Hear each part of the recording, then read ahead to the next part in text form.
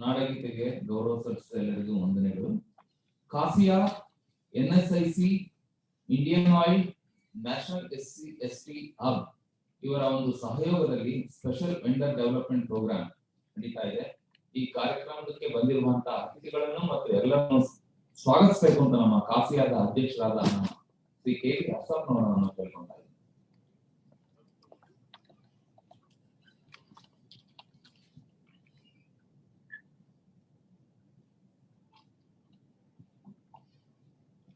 Good morning everybody.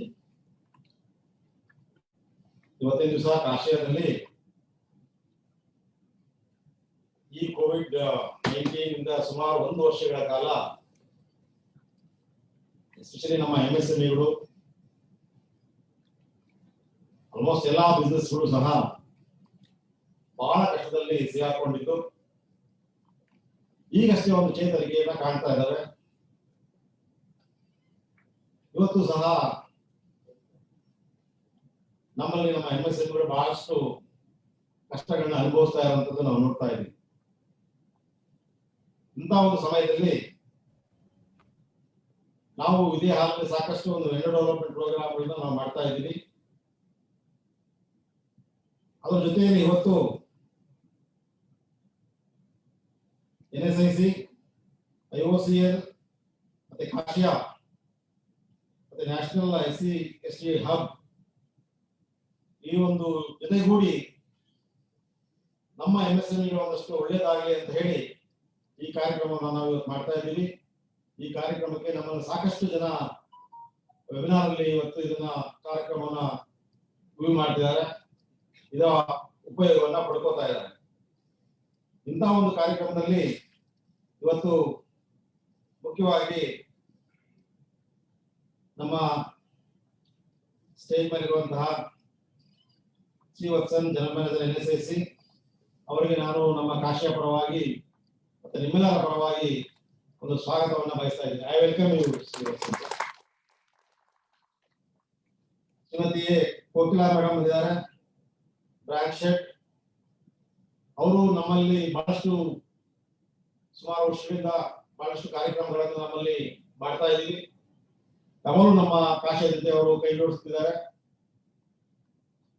ಅಷ್ಟೇ ಅಲ್ಲ, MSME support ಮಾಡೋದ್ರಲ್ಲಿ ಇವನ್ ನಾವು ಒಂದು VDP ಪ್ರೋಗ್ರಾಮ್ ಮಾಡಿದಾಗ ಒಂದು ಎಕ್ಸಿಬಿಷನ್ ಮಾಡಿದಾಗ ನಮ್ಮ MSMEಗಳಿಗೆ ಸಾಕಷ್ಟು ರೀತಿಯಲ್ಲಿ ಅವರು ಸಹಾಯವನ್ನ ಮಾಡ್ತಾ ಬಂದಿದ್ದಾರೆ.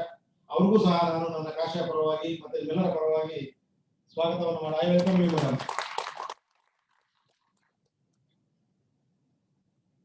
ಕರುಣಾಕರ್ ಸರ್ ಬಂದಿದ್ದಾರೆ, DGM, IOCL.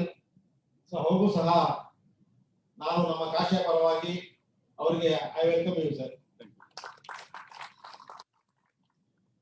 ಹರಿಹರನ್ ಮ್ಯಾನೇಜರ್ ಬಂದಿದ್ದಾರೆ, ಅವ್ರಿಗೂ ಸಹ ನಾನು ನನ್ನ ಕಾಶಿಯ ಪರವಾಗಿ ಎಲ್ಲರ ಪರವಾಗಿ ಸ್ವಾಗತವನ್ನು ಬಯಸ್ತಾ ಇದ್ದೀನಿ. ಮತ್ತೆ KS ರವಿಕುಮಾರ್ ಬಂದಿದ್ದಾರೆ, ಅವ್ರಿಗೂ ಸಹ ನಾನು ನಮ್ಮ ಕಾಶಿಯ ಪರವಾಗಿ ಎಲ್ಲರ ಪರವಾಗಿ ಸ್ವಾಗತವನ್ನು ಬಯಸ್ತಾ ಇವತ್ತಿನ ದಿವಸ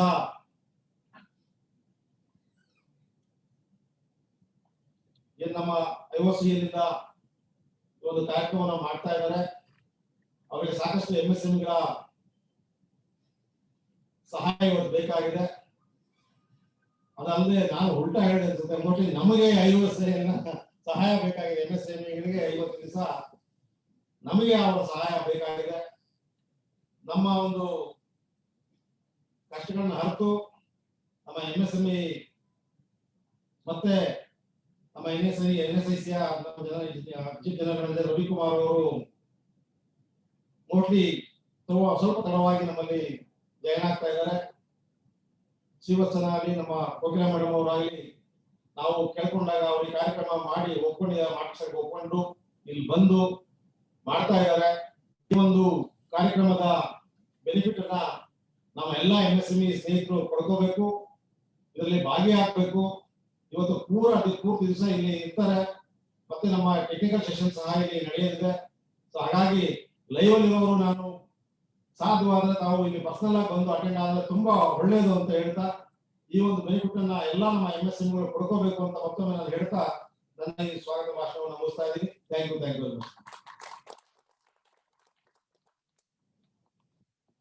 ಎಲ್ಲರನ್ನು ಸ್ವಾಗತಿಸಿದ ನಮ್ಮ ಕಾಫಿ ಅಧ್ಯಕ್ಷರು ಸಹ ನಾನು ನಿಮ್ಮೆಲ್ಲರ ಪರವಾಗಿ ಸ್ವಾಗತಿಸ್ತೇನೆ. ಸೊ ಈಗ ಒಂದು ದೀಪ ಹಚ್ಚುವ ಮೂಲಕ ಒಂದು ಸ್ಪೆಷಲ್ ವೆಂಡರ್ ಡೆವಲಪ್ಮೆಂಟ್ ಪ್ರೋಗ್ರಾಮ್ ನ ಉದ್ಘಾಟಿಸಬೇಕು ಅಂತ ನಾನು ಎಲ್ಲ ಅತಿಥಿಗಳನ್ನು ಕೇಳ್ಕೊಳ್ತಾ ಇದ್ದೀನಿ.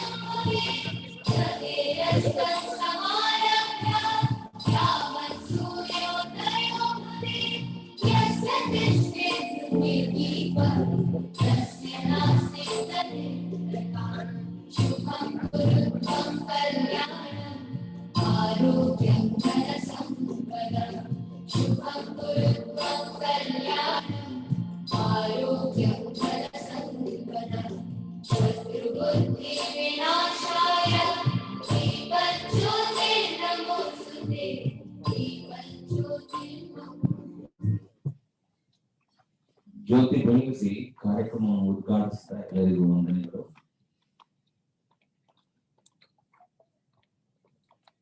ಬಂದಿರುವಂತಹ ಅತಿಥಿಗಳನ್ನು ಸತ್ಕರಿಸಿ ಗೌರವಿಸಿ ಅಭಿನಂದಿಸುವುದು ಕಾಸಿಯಾದ ಒಂದು ಪರಂಪರೆ.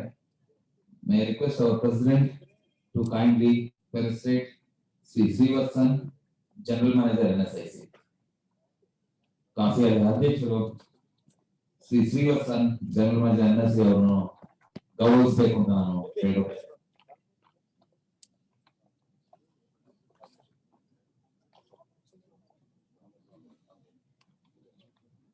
ಶ್ರೀದೇವಿ ಮೇಡಮ್ ಅವರು ವೇದಿಕೆಗೆ ಬರಬೇಕು. ರೀಜನಲ್ ಹೆಡ್ ದಯಮಾಡಿ ವೇದಿಕೆಗೆ.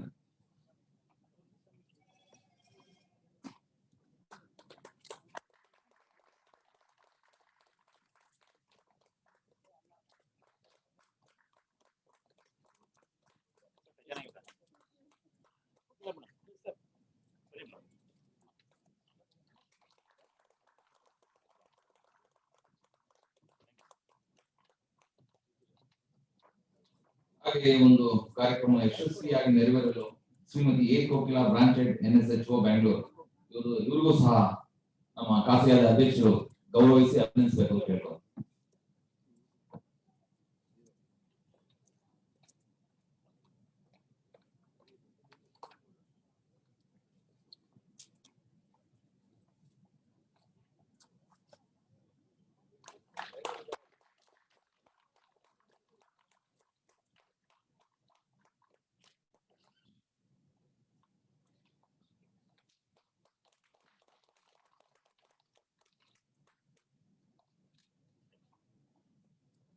ಹಾಗೆ Shri KR Karunakaran DGM contracts IOCL ಇವರನ್ನು ಸಹ ಅಧ್ಯಕ್ಷರು ಸನ್ಮಾನಿಸಿ ಗೌರವಿಸಿ ನೆನಪಿನ ಕಾಣಿಕೊಳ್ಬೇಕು ಅಂತ ಎಲ್ಲರ ಪರವಾಗಿ ಕೇಳ್ಕೊಳ್ತಾ ಇದ್ದೀನಿ.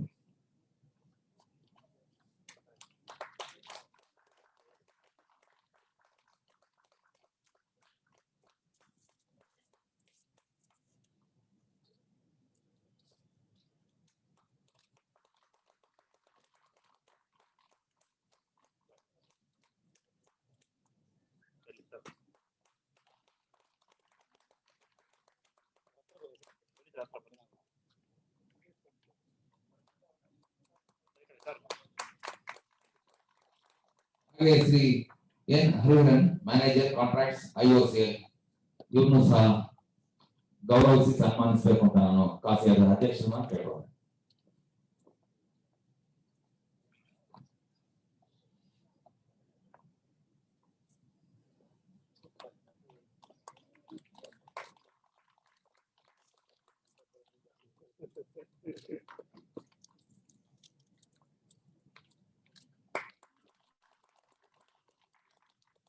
Shri KS Ravikumar manager contracts IOCL ಇವ್ರನ್ನು ಸಹ ಗೌರವಿಸಿ ಅಭಿನಂದಿಸಿ ನೆನಪಿನ ಕಾಣಿಕೆ ಕೊಡಬೇಕು ಅಂತ ನಾನು ಕಾಸಿಯಾದ ಅಧ್ಯಕ್ಷರನ್ನ ಕೇಳ್ಕೊಳ್ತೇನೆ.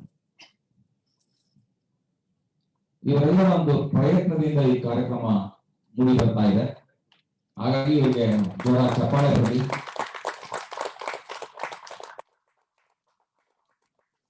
ಅನೇಕ ಸದಸ್ಯರು ಒಂದು ವೆಬಿನಾರ್ ಮೂಲಕ ಬಂದಿದ್ದಾರೆ, ಮತ್ತೆ ಇನ್ನಷ್ಟು ಸದಸ್ಯರು ಫೇಸ್ಬುಕ್ ಲೈವ್ ಅಲ್ಲಿ ಇದ್ದಾರೆ.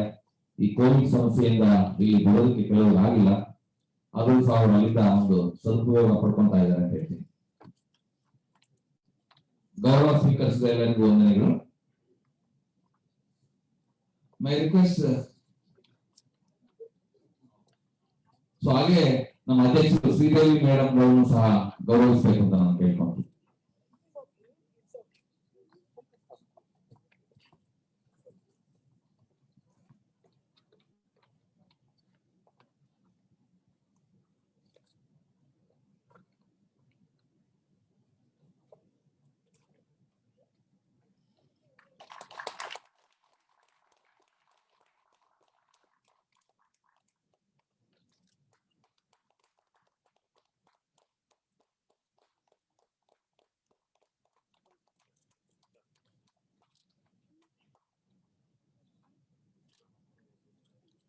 Thank you, ಎಲ್ಲರಿಗೂ ವಂದನೆಗಳು. May I request Sri Vasan, General Manager NSIC, to kindly give inaugural address.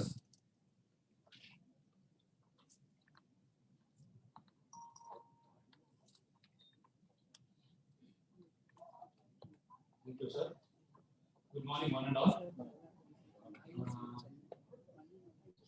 Yes, as President has given a set a tone, and thanks for the warm welcome which Kasi always gives, and we always feel at home for any entrepreneur to be at home with Kasia. So I was thankful for that warm welcome address which you had given, sir. So I think we can't have a better and more energetic kind of atmosphere than what is being present now. As President rightly said, with all the COVID and the Corona kind of circumstances, which always tends to intimidate any person, I was sharing these words with entrepreneurs yesterday also. Much ironically and contradicting the expectations of what were earlier, same time last year, things have gone up much more positive and much manifolds as contradicting the expectations of business downtrend or theme. It has really gone up very much, and it is only due to the conviction of the entrepreneurs. We should say every individual entrepreneur looking at a challenge and how a challenge can be converted into an opportunity, and how that opportunity can be really turned into a business is what we have seen, as at least as far as Karnataka has been concerned. So we have seen Karnataka has and Bangalore particularly as a big market leader. We normally use market leaders in a very generic term, but only when challenges are thrown up, it really brings the mettle of an entrepreneur or a business or the environment or the ecosystem of a particular geography. So Bangalore has really survived the time-tested ecosystem at a crisis where nobody had an answer to, and has really come out in flying colors. And thanks to again the ecosystem which we are all part of, and associations like CASIA who have always been available for every entrepreneur. Thank you once again, sir. And now, when we are talking about meeting such challenges, we are talking about opportunities. Opportunities don't come by, and we have to create that opportunities. So, IOCL is that kind of opportunity which we are looking at. When we were discussing this meta development program, every year we say March. March is a time where we have plans for the next year also. So we are not looking at a closure of a year, rather we are looking at the opening of a year also. So the market awareness is a very important aspect for any entrepreneur. The entrepreneur is a finance person, entrepreneur is a production person, entrepreneur is also a marketing person. So once you know your market, all you have to do is orient yourself towards that market. And how to orient or what your goal is what you have to perceive. This kind of a platform which we are now standing on is one such opportunity where you can at least orient yourself to a goal and work what is expected in the market. So in fact, I should thank IOCL for this for having consented to come all the way from Chennai. Thank you, sir, Karnataka sir and his team. They are really so wonderful that they are the very reason why we are standing in front of you. And you are the very reason why they have all come across. So every time you used to say, sir, we are coming for the MSMEs. So it is up to them to grasp it, the opportunity. So we have already interacted many a times with IOCL. They have such a great variety of products and requirements, which every entrepreneur can. You are in a line of business. You are looking out for alternate line of business also. Many entrepreneurs come to me and ask, sir, what else I can do? What better I can do? So for that, we are having market in front of us now. They are having so many, right from engineering, be it in the steel or be it in plastic injection molding, so many other varieties which are being provided. Now, how we are available and how resourceful we are to tap that opportunity is a question. I think the technical session which is going to follow will give you that much idea about what IOCL is all. IOCL is the biggest procurer. So how best you can orient yourself towards that? You will, at the end of the session, possibly you may go out with a takeaway with an idea. That idea is what generates your business. And NSIC, you may all be aware of, and the ma'am has been doing a lot of programs so that you are always sensitized about NSIC. NSIC, I can say, is like a very layman terms, like a one-stop shop for every aspiring entrepreneur and also an existing entrepreneur. So we seem to be having answers for every stage of growth of an entrepreneur, be it from your capital requirement where you want to start a venture, where you need your machineries. We try to handle that. In fact, I can say with pride that all the Jindals and Bajajas who are now available in market as conglomerates, they started with their first machine bought through NSIC. So we had gone through the annals of history of NSIC. So we had a part in initiating their ventures. So we still, I think I can look at a lot of Jindals here also. So we can surpass why Jindal, we can take you as examples. So that is the kind of climate which NSIC has been creating, is creating, and still will create. What we try to do is, we try to dovetail all the services. We try to understand the market requirements, and we try to mold ourselves to the market requirement. And what best possible, we try to dovetail our mandates and offer a solution to the entrepreneur within whatever mandate is prescribed by the government. So every stage of requirement, the input and the output supports are being given by NSIC. For example, as I said, the machines, we were once into higher purchase and term loan. But then government thought that we can become a facilitator. Not just a one-to-one. By becoming a facilitator, we are trying to give access to the industry for far more resources than just limiting to one resource. Like we have a bank tie-up. In fact, ma'am has been doing a lot of work in that, and she has been facilitating a lot of machinery loans through our bank syndication approach, where we try to handhold every entrepreneur to get more visibility and more access to credit with bankers. Not once your machine is in place, naturally we have every business has their operational requirements, and including raw material is a major cause of concern and a cost for the entrepreneurs. So government is looking at it through a program called Raw Material Assistance Program, where we are trying to facilitate procurement of raw materials also on a cost-to-cost basis. So I was just discussing with President. We are trying to be in every possible material as possible. Like steel. Steel is a major consumed material in so far as engineering industries are concerned.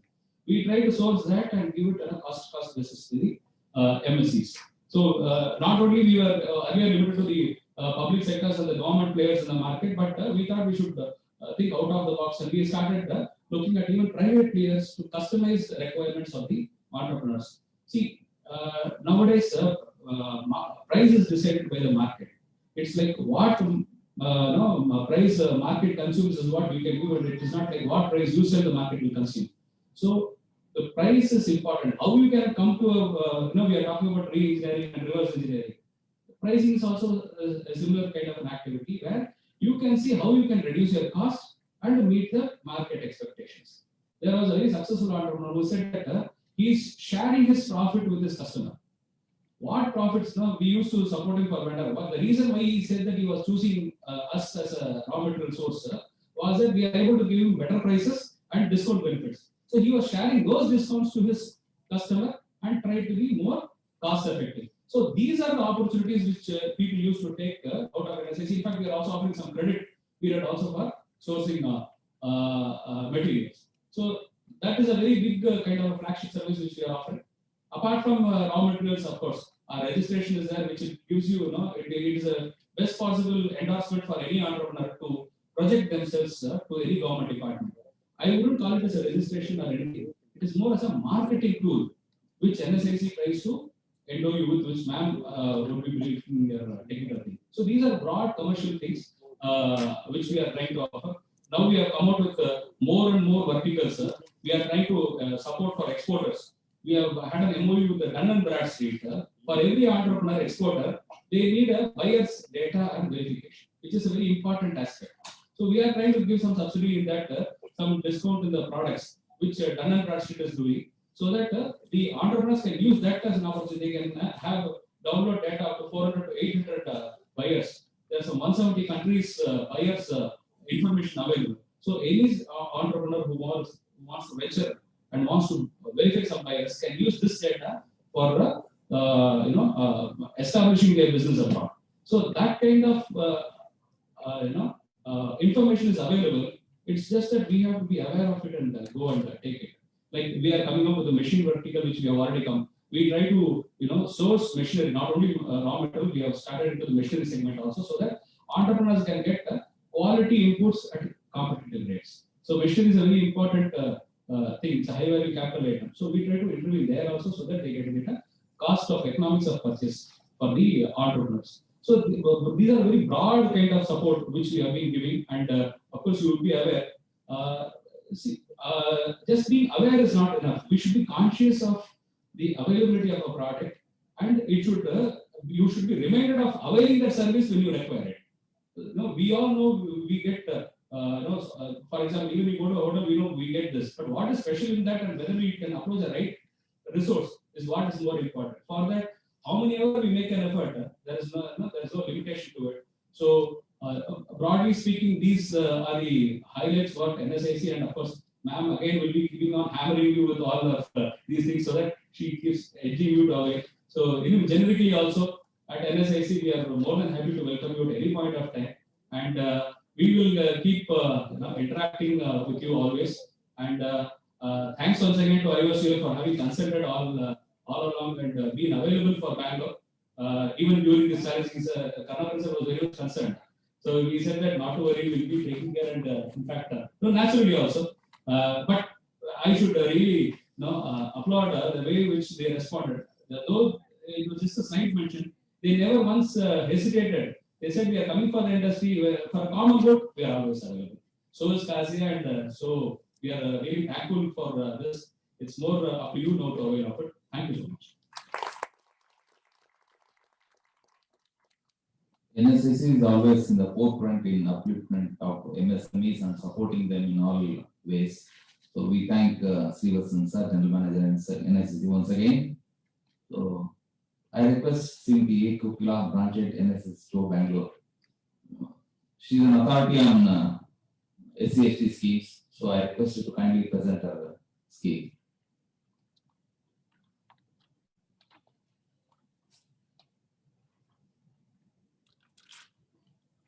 ಎಲ್ಲರಿಗೆ ನಮಸ್ಕಾರ. Good morning all of you all, respected dignitaries on the dais and off the dais. A warm welcome to you all for the special Vendor Development Program today we are organizing with IUCN. As you all remember, last year, if I'm not wrong, in the month of November 2019, we have done a program with IUCN. We are once again repeating the same program. ಎಲ್ಲರಿಗೆ IUCN ಜೊತೆ ನಾವು ಎರಡನೇ ಸಾರಿ program ಮಾಡ್ತಿದ್ವಿ ಅಂದ್ರೆ you can think the seriousness of IUCN who wanted to have you as the vendor to them. ದಯವಿಟ್ಟು ಈ program ನಾವು ಎರಡನೇ ಸಾರಿ ಮೂರನೇ ಸಾರಿ ಪ್ರತಿಯೊಂದು ಪಬ್ಲಿಕ್ ಸೆಕ್ಟರ್ಸ್ ಜೊತೆ ನಾವು ಟೈಮ್ ಅಂಡ್ ಅಗೇನ್ ಮಾಡ್ತಾ ಇದೀವಿ ಅಂದ್ರೆ you people should understand the seriousness, how much PSUs want to have you as enrolled with them as vendors. So ದಯವಿಟ್ಟು ನಾನು ರಿಕ್ವೆಸ್ಟ್ ಮಾಡ್ಕೊಂತಾ ಇದೀನಿ. Probably I know you all know my schemes, but once again, if any new entrepreneurs are there, I just wanted to explain what National SC/ST Hub is actually doing. Then I will put on to IOCL. They will be taking up the technical sessions. They will be informing as to how you can get yourself registered as vendors with them and how you can supply to them. ಎಲ್ಲರಿಗೂ ಗೊತ್ತಿದ್ದ ಹಾಗೆ national SC/ST Hub 2017 ಅಲ್ಲಿ ಕರ್ನಾಟಕದಲ್ಲಿ start ಆಗಿದೆ in Bangalore, and I am heading from 2017 onwards. ಸಂತೋಷ ವಿಷಯ ಏನಂದ್ರೆ we have been organizing physical programs all the while, but because of COVID now last year ಎಲ್ಲ programs webinar ಮುಖಾಂತರ ಮಾಡಿದ್ವಿ. In spite of that, ನಿಮ್ಗೆ ಗೊತ್ತೋ ಇಲ್ವೋ, because I am having the records of all the units with me, I know how many of you could do the business in spite of COVID. COVID ಇದ್ದ ಮೇಲೇನು ಎಷ್ಟು ಜನ business ಮಾಡಿದಿರಾ, ಎಷ್ಟು ಜನ turn over ಮಾಡಿದಿರಾ ಅನ್ನೋ records ನನ್ನ ಹತ್ರ ಇದೆ. ತುಂಬಾ ಖುಷಿ ಆಗುತ್ತೆ. ನಾನು ಕೋವಿಡ್ ಸ್ಟಾರ್ಟ್ ಆಗಿದ್ದವ ಅನ್ಕೊಂಡಿದ್ದೆ ಏನ್ ಬಿಸ್ನೆಸ್ ಆಗಲ್ವೇನೋ, ನಮ್ ಯೂನಿಟ್ ಸಫರ್ ಆಗ್ತವೇನೋ ಅಂತ. ನನಗೆ ಇನ್ನೊಂದು ಕಡೆ ಒಂದು ವಿಚಾರ ಬೇಜಾರಾಗ್ತಿತ್ತು, ಏನಂದ್ರೆ ಇಷ್ಟು ನಾನು ಸ್ಪೆಷಲ್ ವೆಂಡರ್ ಡೆವಲಪ್ಮೆಂಟ್ಸ್ ಪ್ರೋಗ್ರಾಮ್ ಮಾಡ್ತಾ ಇದೀನಿ, ಪಬ್ಲಿಕ್ ಸೆಕ್ಟರ್ಸ್ ಯಾರನ್ನ ನಮ್ಮ SC/ST ಅವರಿಂದ ಪರ್ಚೇಸ್ ಮಾಡ್ತಿದಾರಾ ಇಲ್ವಾ ಅನ್ನೋದು ಒಂದು ಯಾವಾಗ್ಲೂ ನನ್ನ ಹತ್ರ ಒಂದು ಥಾಟ್ ಇತ್ತು. ನಾನ್ ಪ್ರೋಗ್ರಾಮ್ ಮಾಡ್ತಿದೀನಿ, ನಮ್ ಯೂನಿಟ್ಸ್ ಬರ್ತಾ ಇದಾರೆ, ಬಟ್ ಪರ್ಚೇಸಸ್ ಎಷ್ಟಾಗ್ತಾ ಇದೆ ಅವ್ರ ಕಡೆಯಿಂದ ಅನ್ನೋದು ಯಾವಾಗ್ಲೂ ಒಂದು ಯೋಚನೆ ಇರ್ತಾ ಇತ್ತು. ಎಲ್ಲ ಯೂನಿಟ್ಸ್ಗೂ ಹೇಳ್ತಾ ಇದ್ದೀನೋ ನಾನು, ದಯವಿಟ್ಟು ನೀವು ಯಾರು ಸಪ್ಲೈ ಮಾಡಿದ್ರೂ ಒಂದು ಇನ್ಫಾರ್ಮೇಶನ್ ನನ್ಗೆ ಕೊಡ್ಬೇಕು ಅಂತ. ಸೊ ಹೇಳ್ತಾ ಎಲ್ಲರಿಗೆ ಅದು ರೂಢಿ ಆಗ್ಬಿಟ್ಟು ಎಲ್ಲಾರು ನನಗೆ ಇನ್ಫಾರ್ಮೇಶನ್ ಕೊಡಕ್ ಶುರು ಮಾಡಿದ್ರು. ನೀವು ನಂಬ್ತಿರೋ ಇಲ್ಲ, ಪ್ರತಿ ವರ್ಷಕ್ಕಿಂತ ಸ್ನೇಹಿತರೆ ದಯವಿಟ್ಟು ಗಮನಿಸಿ, ಪ್ರತಿ ವರ್ಷಕ್ಕಿಂತ ಈ ವರ್ಷ ನಮ್ ಯೂನಿಟ್ಸ್ ಗವರ್ಮೆಂಟ್ ಗೆ ಸಪ್ಲೈ ಮಾಡಿದ್ದು more than 10 ಕೋಟಿ. Can you believe it? 10 ಕೋಟಿಗಿಂತ ಜಾಸ್ತಿ ನಾವು ನಮ್ಮ ಯೂನಿಟ್ಸ್ ಗವರ್ಮೆಂಟ್ ಡಿಪಾರ್ಟ್ಮೆಂಟ್ ಗೆ ಸಪ್ಲೈ ಮಾಡಿದ್ದಾರೆ. Because of all the special vendor developments we have been organizing with all the PSUs. ಒಂದು ಚಿಕ್ಕ ಎಕ್ಸಾಂಪಲ್ ಹೇಳಕ್ ಇಷ್ಟಪಡ್ತೀನಿ. ಇಷ್ಟು ಜನ ಇಲ್ಲಿದ್ದೀರಲ್ಲ, I think few of them definitely remember ಹೋದ ವರ್ಷ ನಾವು ISRO ಅವ್ರ ಜೊತೆ ಪ್ರೋಗ್ರಾಮ್ ಮಾಡಿದ್ವಿ. I think most of you might have come to that event. ISRO ಅವರು ಎಷ್ಟಕ್ಕೂ ಪ್ರೋಗ್ರಾಮ್ ಹೋಗ್ತಾ ಇರ್ಲಿಲ್ಲ. ISRO ಅವರು ಕ್ಯಾಂಪಸ್ ಅಲ್ಲಿ ನಾವು 100 ಜನ ಎಂಟರ್ಪ್ರೆನ್ಯೂರ್ಸ್ ಹೋಗಿ ಪ್ರೋಗ್ರಾಮ್ ಮಾಡಿದ್ವಿ. ಅದಾದ್ಮೇಲೆ ನಿಂತ ISROದವರು they start procuring the items from SC/ST entrepreneurs. ಎಲ್ಲ ಟೆಂಡರ್ಸ್ಗೆ Maruti Enterprises, I don't know whether he has come today or not. You believe it or not, every day is in our office to participate in one tender or the other of the ISRO. I always see him taking up our help, and believe it or not, today he has made a turnover this financial year 1 crore doing with ISRO. I have so many examples who have started supplying to all the PSUs. I think that is a very good positive response we are having from all of you all. ನಾನು ಏನಕ್ಕೆ ವಿಷಯ ಹೇಳ್ತಾ ಇದ್ದೀನಿ ಅಂದ್ರೆ, I don't want you people to get demotivated, think madam ಇದೆಲ್ಲ ಮಾಡ್ತಾ ಇದ್ದಾರೆ but ನಮ್ಗೆ ಏನ್ ಆಗ್ತಾ ಇಲ್ಲ ಅನ್ನೋದು ನೀವು ಅನ್ಕೋಬಾರ್ದು. I want every example I have with me in my records how many people have started supplying to the government departments? ಎಷ್ಟು ಜನ ಕೋಟಿಗಟ್ಟಲೆ, believe it or not, ಒಂದು young entrepreneur, Altus Aerospace ಅಂತ ಒಂದು ಹುಡುಗ ಇರ್ತಾನೆ. I think he has not come today. He has been started his industry in 2019, and today, if I'm not wrong, this year his turnover is more than 2 crores. He is coming up with a huge building in Aerospace Tech Park, and I'm very proud to share all this with you because I wanted you also simultaneously to gear up, get yourself registered as vendors with all the PSUs and start trying, participate in the tenders. ನಿಮ್ ಕೈ ಹಿಡಿಯಕ್ಕೆ ನಾವಿದೀವಿ, ನಿಮ್ tender participate ಮಾಡಕ್ಕೆ ನಮ್ team ಇದೆ, tender trainings ಕೊಡ್ತಾ ಇದೀವಿ. ಅದಲ್ಲದೆ I have to share one other thing also. ನಮ್ಮ ಹತ್ರ ಹೊಸದಾಗಿ Subrahmanya sir, general manager retired from Syndicate Bank loans ಗೋಸ್ಕರ ಸಹಾಯ ಮಾಡಕ್ಕೆ ಅವ್ರು ನಮ್ಮ ಹಬ್ಬಲ್ಲಿ ಇದ್ದ ಎಲ್ಲರಿಗೂ ಪ್ರಯತ್ನ ಮಾಡಿ ಈ ವರ್ಷ ಕೋವಿಡ್ ಇರ್ತಾ ಇದ್ರೇನು we have done nearly 5 crores we have helped in getting the loans. 5 ಕೋಟಿ ಲೋನ್ಸ್ ತಗೊಳ್ಳಕ್ಕೆ ಸಹಾಯ ಮಾಡಿದೆ ನಮ್ಮ ಹಬ್ಬ. ಯೂನಿಟ್ಸ್ ನಮ್ಮ ಹತ್ರ ಬರೋದು, ನಮ್ಮ ಸುಬ್ರಹ್ಮಣ್ಯ ಸರ್ ಅವರು ಪ್ರಾಜೆಕ್ಟ್ ರಿಪೋರ್ಟ್ಸ್ ನೋಡಿ ಯಾವ್ದನ್ನ ಡಿಫೆಕ್ಟ್ಸ್ ಇದ್ರೆ ಅದನ್ನ ಸಪೋರ್ಟ್ ಮಾಡಿ we were sending it to the banks and we was interacting with the banks and we were able to get nearly 5 crores of we have helped the units in getting the loan from bank. So we have helped in getting the loans, we have helped the units in participating in government tenders and helping them to get the awards of the tenders. Idande ಹೋದ ವರ್ಷ we had the reimbursement schemes introduced for 2 years back. ಅದೊಂದು ತುಂಬಾ ಯೋಚನೆ ಆಗಿತ್ತು, ಯಾಕಂದ್ರೆ ಯಾರು reimbursement ತಗೊಳಕ್ ಬರ್ತಾ ಇಲ್ಲ. ತಗೋರಿ ಪ್ಲೀಸ್ ದಯವಿಟ್ಟು ನಿಮ್ ಸ್ಕೀಮ್ಸ್ ಅವೈಲ್ ಮಾಡಿ, ರಿಇಂಬರ್ಸ್ಮೆಂಟ್ ಗೆ ನಮ್ ಕೊಡಿ, ನಾವು ನಿಮ್ಗೆ ಕೊಡ್ತೀವಿ ಅಂದ್ರೇನು ಯಾರು ಮುಂದೆ ಬರ್ತಾ ಇರ್ಲಿಲ್ಲ. ಅದಾದ್ಮೇಲೆ ನಾವು ವಿ ಸ್ಟಾರ್ಟೆಡ್ ಅಡ್ವರ್ಟೈಸಿಂಗ್ ವೆರಿ ರಿಗರಸ್ಲಿ. ಯಾವ ಸ್ಕೀಮ್ಸ್ ರಿಇಂಬರ್ಸ್ಮೆಂಟ್ ಅಂದ್ರೆ, ನೀವು ಬ್ಯಾಂಕ್ ಲೋನ್ಸ್ ತಗೊಂಡ್ರೆ ನಿಮ್ ಪ್ರಾಸೆಸಿಂಗ್ ಫೀ ಬ್ಯಾಂಕ್ ಯಾವ್ದಾದ್ರೆ ಚಾರ್ಜ್ ಮಾಡುತ್ತೋ ಅದು 50% ನಮ್ ಕಡೆಯಿಂದ ರಿಇಂಬರ್ಸ್ಮೆಂಟ್ ಇದೆ. ಪ್ಲಸ್ ನಿಮ್ದು ಎಲ್ಲಾ ಪ್ರಾಡಕ್ಟ್ಸ್ ಮಾರ್ಕೆಟ್ ಅಲ್ಲಿ ಲಾಂಚ್ ಮಾಡೋಕ್ಕಿಂತ ಮುಂಚೆ ನನ್ನ ಸ್ನೇಹಿತರೆ ಎಲ್ಲರಿಗೂ ರಿಕ್ವೆಸ್ಟ್ ಮಾಡೋದು, ದಯವಿಟ್ಟು ಟೆಸ್ಟಿಂಗ್ ಮಾಡಿಸಿ ಮಾರ್ಕೆಟ್ ಅಲ್ಲಿ ಲಾಂಚ್ ಮಾಡಿ. ನೀವೇ ಯಾವ್ದನ್ನ ಮಾರ್ಕೆಟ್ ಹೋಗಿ ಯಾವ್ದನ್ನ ಪ್ರಾಡಕ್ಟ್ ಖರೀದಿ ಮಾಡ್ಬೇಕಂದ್ರೆ don't you see the branding of the unit. Branding ನೋಡ್ತೀರಾ, ಅದು ಯಾವ ತರ ಇದೆ, ಅದ್ರದ್ದು ಟೆಸ್ಟ್ ಆಗಿದೆನಾ ಇಲ್ಲ, whether it is properly tested, then only we buy the product. Similarly even government departments, when they wanted to buy the products from you, they wanted to know whether your products or services are being tested or not. Our testing NABL, BIS licenses, ಯಾವುದು ನೀವು ಮಾಡಿಸ್ಕೊಂಡ್ರೇನೋ we are reimbursing 50% of your processing fee, 50% of the fees for that. So ಇದೊಂದು ನನಗೆ ಯೋಚನೆ ಆಗಿತ್ತು. ಅದಕ್ಕೋಸ್ಕರ last year we have done a webinar with NABL so that you people first of all will understand what exactly is the scheme about. ಯಾಕೆ ನೀವು NABL ಜೊತೆ ನೀವು register ಮಾಡಿಸ್ಕೋಬೇಕು, licence ತಗೋಬೇಕು ಅಂತ. ಸ್ನೇಹಿತರೆ ದಯವಿಟ್ಟು ಒಂದು ತಿಳ್ಕೊರಿ, ನಾವು ಯಾವುದು ಚಾನ್ಸ್ ಕೊಡಬಾರ್ದು ಪಬ್ಲಿಕ್ ಸೆಕ್ಟರ್ಸ್ ನಮ್ ರಿಜೆಕ್ಟ್ ಮಾಡಕ್ಕೆ. ಅದಕ್ಕೋಸ್ಕರ ಎಲ್ಲ ಪ್ರಾಡಕ್ಟ್ಸ್ ನಾವು ಲೈಸೆನ್ಸ್ ಆಗಿದ್ರೆ, ಟೆಸ್ಟೆಡ್ ಆಗಿದ್ರೆ, nobody can say no to us. ನಾವು ಧೈರ್ಯವಾಗಿ ಮಾರ್ಕೆಟ್ ಅಲ್ಲಿ ಹೇಳ್ಬೋದು, my product is tested sir. If second thought ನೋಡಂದೆ ಮಾಡಂದೆ, you can ask them to buy from you. So ಅದಕ್ಕೆ ಆಗಂತ any charges we are reimbursing for you all people. So ದಯವಿಟ್ಟು if at all you have not done testing for your products, you immediately get it done.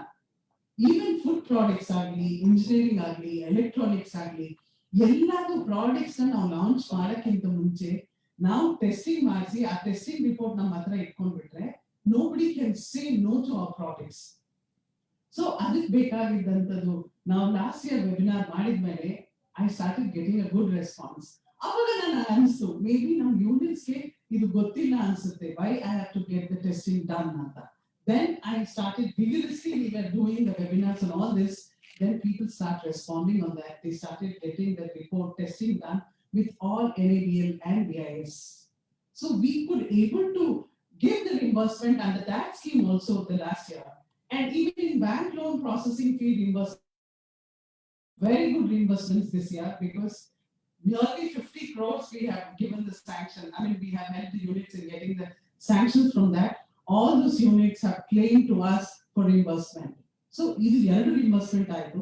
ಮೂರನೇದು, all of you all, this is one scheme which I'm still having a problem. I really don't know what is the problem for the units. Bari government departments, so domestic alde, now yake ಸ್ವಲ್ಪ ಮುಂದೆ think ಮಾಡಬಾರದು. Why don't we think about exporting our products? Export ಮಾಡಕ್ಕೆ ಯಾವುದೇ product ಆಗಲಿ ಅದರದ್ದು ನೀವು licence ತಗೋಬೇಕು. ಆ ಲೈಸೆನ್ಸ್ ತಗೊಳಕ್ಕೆ ಏನು ಖರ್ಚಾಗುತ್ತೋ ಅದು 50% ರಿಂಬರ್ಸ್ಮೆಂಟ್ ನಮ್ಮ ಕಡೆಯಿಂದ ಇದೆ. ಆ ಸ್ಕೀಮ್ ಅಲ್ಲಿ ನನಗೆ ತುಂಬಾ ಬೇಜಾರಾಗುತ್ತೆ, ಯಾಕಂದ್ರೆ ಒಬ್ಬರು ಇನ್ನ ಕ್ಲೇಮ್ಸ್ ಕೊಟ್ಟಿಲ್ಲ. I don't know whether you people have not done export license or you are not confident of doing that. ಸ್ನೇಹಿತರೆ, ಒಂದ್ ತಿಳ್ಕೊರಿ, ನಾವು ಯಾರಕ್ಕೆ ನಾವು ಕಡಿಮೆ ಇಲ್ಲ, ನಮ್ದು ನಾವೇ ಅನ್ಕೊಂತೀವಿ why I should do that, ಆಗುತ್ತೋ ಇಲ್ವೋ, ಹೆದರಿಕೆ, ನಮ್ದ್ರಲ್ಲಿ ಹೆದರಿಕೆ, ಒಂದು ಭಾವನೆ ಇದೆ, ಏನ್ ಹೆದರಿಕೆ ಆಗುತ್ತೆ, ಏನಾದ್ರು ರಿಜೆಕ್ಟ್ ಆಗುತ್ತೋ ಅಂತ. ಟೆಂಡರ್ ಅಲ್ಲಿನೂ ಅದೇ ನಾನು ನೋಡ್ತಾ ಇರ್ತೀನಿ, ಸುಮಾರು ಜನಕ್ಕೆ ಟೆಂಡರ್ ಹಾಕಕ್ಕೆ ಹೆದರ್ತಾರೆ. ಹೋಗ್ಲಿ 10 ಸಾರಿ ರಿಜೆಕ್ಟ್ ಆದ್ರೇನು ಒಂದ್ ಸಾರಿ ಬಂದೇ ಬರುತ್ತೆ. ಇದನ್ನ ನಾನು ನಮ್ಮ ಯೂನಿಟ್ ನಿಂತಾನೆ ನಾನು ಕಲ್ತಿದ್ದೀನಿ. ಮಾರುತಿ ಇಂಜಿನಿಯರ್ಸ್ ಅಂತ ದಿನ ಹಾಕ್ತಾರೆ, ನಾನು ಅವ್ರನ್ನ ಒಂದ್ಸಾರಿ ಕೇಳಿದೆ, ಸರ್ ಇಷ್ಟು ಟೆಂಡರ್ಸ್ ಹಾಕ್ತಿರೋ ಪ್ರತಿಯೊಂದು ಬರುತ್ತಾ? ಮೇಡಮ್ 10 ಹಾಕಿದ್ರೆ ನಮ್ಗೆ ಒಂದು 2 ಅಂತೂ ಬಂದೇ ಬರುತ್ತೆ.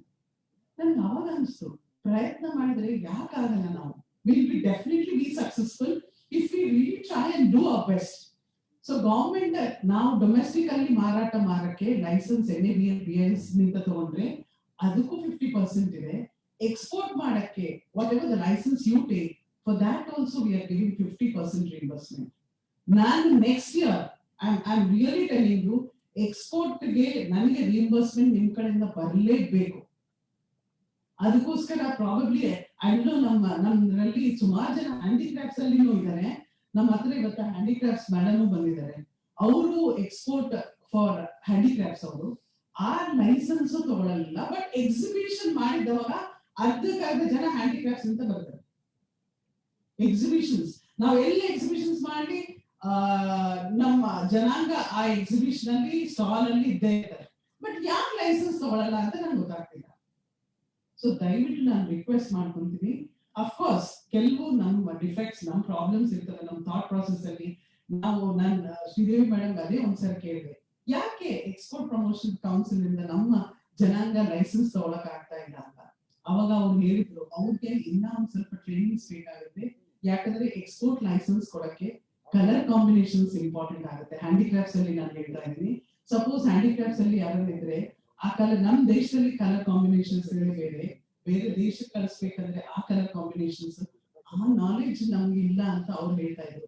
ಅದನ್ನ ನನ್ನ ಟ್ರೈನಿಂಗ್ ತಗೊಂಡು ನಾವು ಮಾಡಿದ್ರೆ ಡೆಫಿನೆಟ್ಲಿ. ನಾವು ರೀಸೆಂಟ್ಲಿ ಬಾಗೇಪಲ್ಲಿ ಹತ್ರ ಒಂದು ಗುಂಪನ್ನ ನಾವು ಐಡೆಂಟಿಫೈ ಮಾಡಿದ್ವಿ, ನಾನು ಶ್ರೀದೇವಿ ಮೇಡಮ್. ಅವರೆಲ್ಲ ಹಿಂದಿಂದು ನಮ್ಮ Indian tradition which is that madam which went to Bagepalli, this is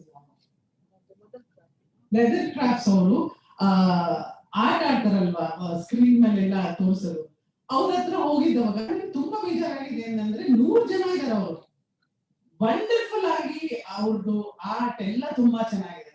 ನಾನು ತಕ್ಷಣ ಮೇಡಮ್ ಹೇಳಿದೆ, ನಮ್ ಜನಕ್ಕೆ ದಯವಿಟ್ಟು ಎಕ್ಸ್ಪೋರ್ಟ್ ಮಾಡಕ್ಕೆ ನೀವು ಹೆಲ್ಪ್ ಮಾಡ್ಬೇಕು ಅಂತ. ಅವ್ರು ಒಂದೇ ಒಂದು ಹೇಳಿದ್ರು, ಮೇಡಮ್ ಎಕ್ಸ್ಪೋರ್ಟ್ ಮಾಡೋದ್ ಕಷ್ಟ ಅಲ್ಲ, ಬಟ್ ನೀವು ಒಂದ್ಸಾರಿ ಯೋಚನೆ ಮಾಡಿ ಗಮನಿಸಿ ಅಂದ್ರು. ನಾನು ಏನ್ ಗಮನಿಸ್ಬೇಕು ಅಂತ, ಅವ್ರ ಪೇಂಟಿಂಗ್ಸ್ ಗಮನಿಸಿ. ಅವ್ರ ಪೇಂಟಿಂಗ್ ಅಲ್ಲಿ ಈಶ್ವರ, ಗಣೇಶ, ಹನುಮಂತ ಇಷ್ಟೇ. ಪಪೆಟ್ ಶೋ ಮಾಡ್ತಾರೆ, ಅದೇ ರಾಮಾಯಣ, ಅದೇ ಮಹಾಭಾರತ. ಅದ್ ಬಿಟ್ಟರೆ ರೀಸೆಂಟ್ ಆಗಿ ಎಷ್ಟು ಜನ ನಮ್ಮ ಪ್ರೈಮ್ ಮಿನಿಸ್ಟರ್ ನರೇಂದ್ರ ಮೋದಿ ಅವರು ವರ್ಚುವಲ್ ಎಕ್ಸಿಬಿಷನ್, ಮೇಡಮ್ ಅವ್ರ ಡಿಪಾರ್ಟ್ಮೆಂಟ್ ಇದೆ virtual exhibition, toy exhibition all over ಇಂಡಿಯಾದಲ್ಲಿ ಲಾಂಚ್ ಮಾಡಿದವಾಗ ನಾನು ಅವರು ಭಾಷಣ ಗಮನಿಸ್ತಾ ಇದ್ದೆ. ಅವ್ರು ಕರೆಕ್ಟ್ ಆಗಿ ಒಂದೇ ಮಾತು ಹೇಳ್ತಾ ಇದ್ರು, ಎಲ್ಲ ಟಾಯ್ ಎಂಪೋರಿಯಂ ಒಂದೇ ಕ್ವಶನ್ ಕೇಳಿದೆ. ಚನ್ನಪಟ್ಟಣ ಟಾಯ್ಸ್ ಹತ್ರ ಬಂದವನು ಅವ್ರು ಅದೇ ಕೇಳ್ತಾ ಇದ್ರು, ಏನು ಹೊಸದು ಮಾಡಿದ್ರ? ಅದೇ ಕುದುರೆ, ಚನ್ನಪಟ್ಟಣಕ್ಕೆ ಹೋಗ್ತಾ ಇದ್ರೆ ಅದೇ ಕುದುರೆ. ಅದು ಬಿಟ್ಟು ಮಕ್ಕಳು ಕುದುರೆ ಬಿಟ್ಟು ಯಾವ ಕಾಲ ಆಗಿದೆ, ಮತ್ ನಾವು ಅದೇ ಕುದುರೆ ಮಾಡ್ತಾ ಇದ್ವಿ. ಆ ಪೇಂಟಿಂಗ್ ಅಲ್ಲಿ ನೋಡ್ತಾ ಇದೀನಿ, ಅದೇ ಪೇಂಟಿಂಗು, ಅದೇ ದೊಂಬರಾಟ, ಅದೇ. ಅವ್ರಿಗೆ ನಾನು ಅವತ್ತು ಹೇಳಿದೆ, ಹುಡುಗರಿಗೆ ನೋಡಲ್ಲ. ನಮ್ ಪ್ರೈಮ್ ಮಿನಿಸ್ಟರ್ ಅವರು ಅದೇ ಹೇಳ್ತಾ ಇದ್ರು, ದಯವಿಟ್ಟು ಯಾವ್ದನ್ನ ಇನ್ನೋವೇಷನ್ ಇರ್ಬೇಕು ನಮ್ಮ ಪ್ರಾಡಕ್ಟ್ ಅಲ್ಲಿ, ಹಾಗಾದ್ರೆ ಮಾತ್ರ ನಮ್ ಪ್ರಾಡಕ್ಟ್ ಸೇಲ್ ಆಗುತ್ತೆ. ದಿನನಿತ್ಯ ಈಗ ನಾವೇ ನೋಡಲ್ವಾ, ಇವತ್ತು ಹಾಕಿದ್ರೆ ನಾಳೆ ಹಾಕಲ್ಲ, ಇವತ್ತು ತಗೊಂಡಿದ್ರೆ ನಾಳೆ ತಗೊಳಲ್ಲ. ನಾವೇ ಹಂಗಿದ್ಮೇಲೆ ಇಡೀ ಪ್ರಪಂಚ, ಇಡೀ ದೇಶ ಅದೇ ತರ ಇದೆ. ಅದನ್ನ ನಾವು ಗಮನಕ್ಕೆ ಇಟ್ಕೊಂಡು we should try to come up with with something new products. ಇದಕ್ಕೋಸ್ಕರ ನಾವು ಕೆಪಾಸಿಟಿ ಬಿಲ್ಡಿಂಗ್ ಟ್ರೈನಿಂಗ್ ಪ್ರೋಗ್ರಾಮ್ಸ್ ಮಾಡ್ತಾ ಇದ್ದೀವಿ. CFTRI, EDII ಜೊತೆ ನಾವು ಲಾಸ್ಟ್ ಇಯರ್ ಕೋವಿಡ್ ಇದ್ರೇನೋ EDII ಅವ್ರ ಜೊತೆ ಟ್ರೈನಿಂಗ್ಸ್ ಮಾಡಿದ್ವಿ ವೆಬಿನಾರ್ ಮುಖಾಂತರ. CFTRI ಮೈಸೂರಲ್ಲಿ ಫುಡ್ ರಿಲೇಟೆಡ್ ಪ್ರಾಡಕ್ಟ್ಸ್ಗೆ ಮೋರ್ ದನ್ 100 ಜನಕ್ಕೆ ಟ್ರೈನಿಂಗ್ ಕೊಟ್ಟಿದ್ವಿ. ಅದು ಫಿಸಿಕಲ್ ಪ್ರೋಗ್ರಾಮ್. CFTRI ಅಲ್ಲಿ ಲೈಸೆನ್ಸ್ ತಗೊಂಡು ಬಹುಶಃ 3-4 ಜನ CFTRI ಟ್ರೈನಿಂಗ್ ಮಾಡಿದವರು ಇದ್ದಾರೆ. ಅಂಡ್ ಇನ್ನೊಂದು ಹೇಳಕ್ಕೆ ಏನ್ ಹೆಮ್ಮೆ ಆಗುತ್ತೆ ಅಂದ್ರೆ ಎಲ್ಲರೂ ಒಳಗ್ ಬರ್ತಾ ಇದ್ದವಾಗ ಪ್ರಾಬಬ್ಲಿ ಆ ಯೂನಿಟ್ ಇಲ್ಲಿ ಕೂತಿದಾರೋ ಇಲ್ಲೋ ಗೊತ್ತಿಲ್ಲ, ಸರ್ ಕೂತಿದ್ರಲ್ವಾ, ಅವರು CFTRI ಅಲ್ಲಿ ಟ್ರೈನಿಂಗ್ ತಗೊಂಡಿದ್ದಾರೆ. ಖುಷಿ ಏನಂದ್ರೆ ಅವ್ರು ಇವತ್ತು ನಂಗೆ ಬೆಳಿಗ್ಗೆ ಫೋನ್ ಮಾಡಿ ಹೇಳಿದ್ರು, ಮೇಡಮ್ ನಿಮ್ ಪ್ರೋಗ್ರಾಮ್ ಆಗ್ತಾ ಇದೆ, ನಾನು ಒಂದು ಡ್ರಿಂಕ್ ಮಾಡಿದೀನಿ, ಹೆಲ್ತ್ ಡ್ರಿಂಕ್, ಅದನ್ನ ನಾನು ಎಲ್ಲರಿಗೆ ಕೊಡಕ್ ಇಷ್ಟಪಡ್ತೀನಿ ಅಂತ. 100 ಗ್ಲಾಸಸ್ ಆಗಷ್ಟು ಡ್ರಿಂಕ್ ನ ತಗೊಂಡ್ ಬಂದು ಅವ್ರು ಆಚೆ ಇದ್ದಾರೆ. ಯಾಕೆಂದ್ರೆ he wanted to introduce that. I said ಖಂಡಿತ ತಗೊಂಡ್ ಬನ್ನಿ. And he does very good sambar powder ಎಲ್ಲ ಮಾಡ್ತಾ ಇದ್ದಾರೆ. He started his industry. ಇದು ಖುಷಿ ಅಂದ್ರೆ ಇದನ್ನ ನಾವು ಮಾಡ್ಬೇಕು, ಇದನ್ನ ನಾವು ಯೋಚನೆ ಮಾಡ್ಬೇಕು. ಈವನ್ CFTRI ಟ್ರೈನಿಂಗ್ ತಗೊಂಡಿದ್ದು ಪ್ರತಿಯೊಬ್ಬರಿಗೆ ನಾನು ಅಡ್ರೆಸ್ ಮಾಡಿ ಇದೇ ಹೇಳಿದ್ದೀನಿ, ದಯವಿಟ್ಟು product which is already in the market ಅದನ್ನೇ ನೀವು ತರಕ್ ಹೋಗ್ಬೇಡಿ. ಸಮಥಿಂಗ್ ನ್ಯೂ ಇನ್ನೋವೇಷನ್ ಮಾಡಲೇಬೇಕು, then only you can sell that product. ನಾನು ಪ್ರತಿಯೊಂದು ವೆಬಿನಾರ್ ಅಲ್ಲಿ sir I need to tell this to even the dignitaries on the dais. Last year when I went for an engineering college, RV Engineering College, I met one student there. He was a biotechnology student, and I was addressing the students everything about the innovative, about the entrepreneurship. Then that boy, after the meeting, he came to my office. He said, Madam, I have invented one product.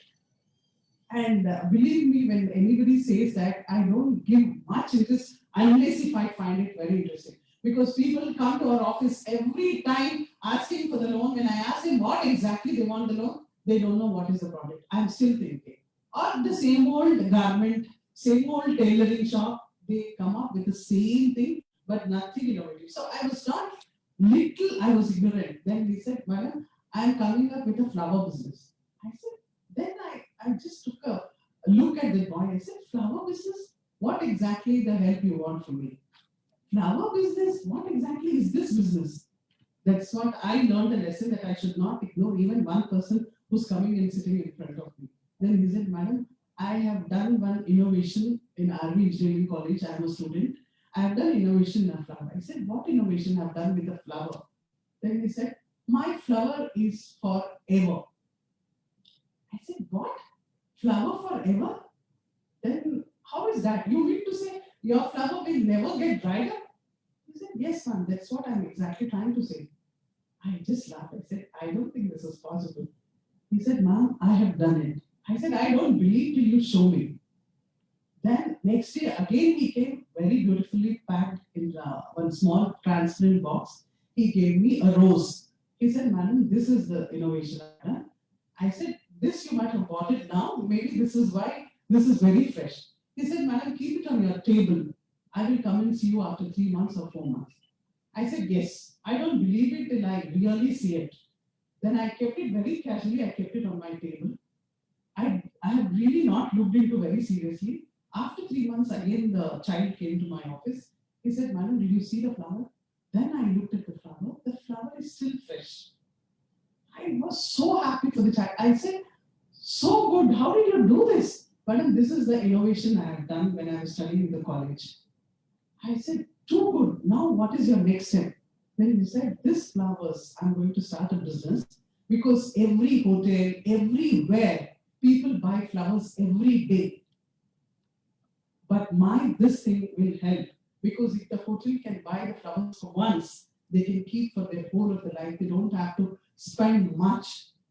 I said, this is a very good thing. I said, how about the fragrance? He said, my next step is fragrance, to retain the fragrance of the flower. I said, tell me, are you using the chemicals for all this? He said, no, I'm not at all using any chemical, because chemicals again will harm us.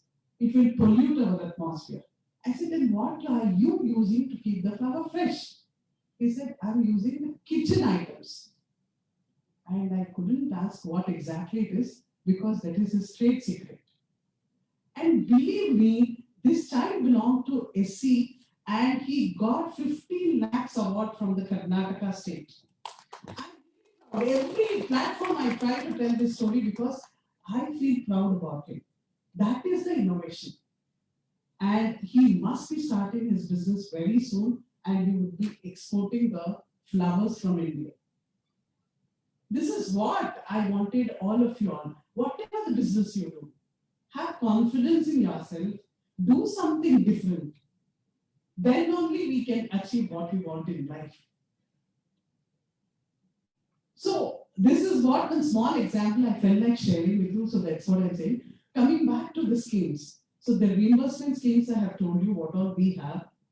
We have MEBL, BIS reimbursements. We have for export reimbursements. We have for bank loan reimbursements. We also have performance bank guarantee reimbursement processing. Whenever we participate in the tenders, most of the departments will call for performance bank guarantee. And when you go to take that from the banks will charge some of the processing fee. That processing fee 50% also we are reimbursing. And believe that is one of the schemes wherein from National SCST Hub Bangalore, we could do it major. That is maximum of 1 lakh and many of the units have reached up to 1 lakh. That means you can remember how many tenders they have participated and how many tenders they have been awarded. This is one of the schemes which we are doing. Other than that, we are also doing NIRF rated institutes. If at all you are taking any trainings from NIRF rated, top 50 rated institutions, we are reimbursing 50% of the fees. So for all your children who wanted to take up the courses, 30-day courses from NIRF, and when I have seen this NIRF rated institutes, believe me, we have one of the best institute in Bangalore, that is IIM. Probably, yes, I have one. I just have to have the clarification on that. In the next 21-22, I'm sure, because Shiva Prasad will look at me when I'm talking about this, because he has also approached me for IIM, because I felt this is one of the best reimbursement we can avail for our children or for our brothers and sisters, because if at all you take a course from IIM and have a certificate from that, nothing like that. Nothing like that. And that we are privileged because in the state of Karnataka, NIRF rated institute means IIM Bangalore. Only thing is, this time we have to see what courses they are doing for 30 days so that we can all request you to take up the courses there. But here one thing is, you have to pay the fees, take up the course, come back and take the claim of reimbursement from us. So you should do it because the courses fees will be not less than 1 lakh in IIM. No problem. You take the course and claim the reimbursement because this course will definitely help you to build up your future. These are some of the reimbursement schemes we have. Apart from that, I'm sure all of you all know, we help you for 4 domestic exhibitions in a year. Last year, we could not do any exhibitions because of the COVID. Probably next year, if the government is accepting through all this, we are going to give the stall charges, 100% stall charges. But I request you, I have been seeing the units participating in the exhibitions which are really not genuine or worth for them. Don't ever do this because this is your chance. You have to create market for yourself. So choose the exhibitions genuinely, properly, and see that you get the returns from that exhibition. Accordingly, submit your request, and this time it is going to be little tough because this time we want all the units to be very serious when they wanted to participate in the exhibitions. So we are taking your applications 60 days before. If you want any exhibition, please give your application in advance so that we could scrutinize even the organizer. We doesn't want any organizer to be a fraud or a bad, because we wanted even the organizer to be serious about the exhibition and serious about helping our units in marketing their products. So please, friends, I'm telling you, when you are wanting to avail the exhibition reimbursements or exhibition facilities, submit your claims only if that exhibition is useful to us, useful to you. So in a year, 4 domestic exhibitions will help you. 2 international exhibitions we are helping you. Of course, international exhibition is chosen by Ministry of MSME. It will be placed in our portal. If that international exhibition is helpful for you, please give your application in advance. Otherwise, the domestic exhibition is of your choice, provided the organizer is reputed. Organizer is having the exhibitions in at least 3-4 years experience he should have, then only we'll be supporting for that exhibitions. So marketing, complete marketing support we are giving from our hub office. And the main thing which the hub has formed is 4% procurement from SC/ST entrepreneurs. As you are all aware that all the PSUs across the country, they are supposed to procure 4% of whatever they are procuring from SC/ST entrepreneurs. And recently we have still seen the graph is down. In spite of hub being started in 2017, till that 4%, few of the departments are doing it, but still our percentage has not reached up to the mark. This is the main purpose why the hubs have been formed, and we are trying our best to make you get connected with the PSUs so that we can help the PSUs in achieving the 4%. So next session, which is going to be with IUCL, is that only the main purpose. They have come here because even IUCL want to achieve that 4% from SC/ST entrepreneurs. So unless every PSU is serious, but you should be serious in supplying to them. And after this, even many of them will not be aware as to how you can participate in tenders. So regularly we are doing e-tender training so that you will be able to understand how you can see the tenders, how you can participate in the tenders. How many of you have seen MSME Sambandh portal? Every time I will tell you, you people seriously see MSME Sambandh, because in that portal, if you go, if you see the purchase items in our country, more than nearly 160 PSUs are there. Whatever they are procuring from the MSCs, that list is there. If at all you are aspiring, what to start, you have no idea, please go and see that list. At least you'll get what is the business you can start. Whatever is the item repeated from the PSUs, that item you can choose, because 4% of your supply to that government, one market is confirmed for you. So ಎಲ್ಲರಿಗೂ ಹೇಳ್ತಾ ಇದೀನಿ, MSME ಸಂಬಂಧ portal ನೋಡಿ, ಅದರಲ್ಲಿ PSUs ಏನ್ purchase ಮಾಡ್ತಾರೆ ನಿಮ್ ಕಡೆಯಿಂದ ಅನ್ನೋದು ಲಿಸ್ಟ್ ಇದೆ. ಆ ಲಿಸ್ಟ್ ಇಂದ if at all you have not started the business, ಅಲ್ಲಿಂದ ಒಂದು ಐಟಮ್ ನ ಆರಿಸ್ಕೋಬಹುದು ನೀವು. ಅದನ್ನೇ ಯಾವ್ದಾದ್ರೆ, ಯಾಕಂದ್ರೆ 4% ಆಗಿಲ್ಲ ಅಂತ ಹಬ್ ಸ್ಟಾರ್ಟ್ ಮಾಡಿದವಾಗ ಆ ಸೀರಿಯಸ್ನೆಸ್ ಎಷ್ಟಿದೆ ಅನ್ನೋದು ನಿಮ್ಗೆ ಎಲ್ಲರಿಗೂ ಗೊತ್ತಾಗಿದೆ.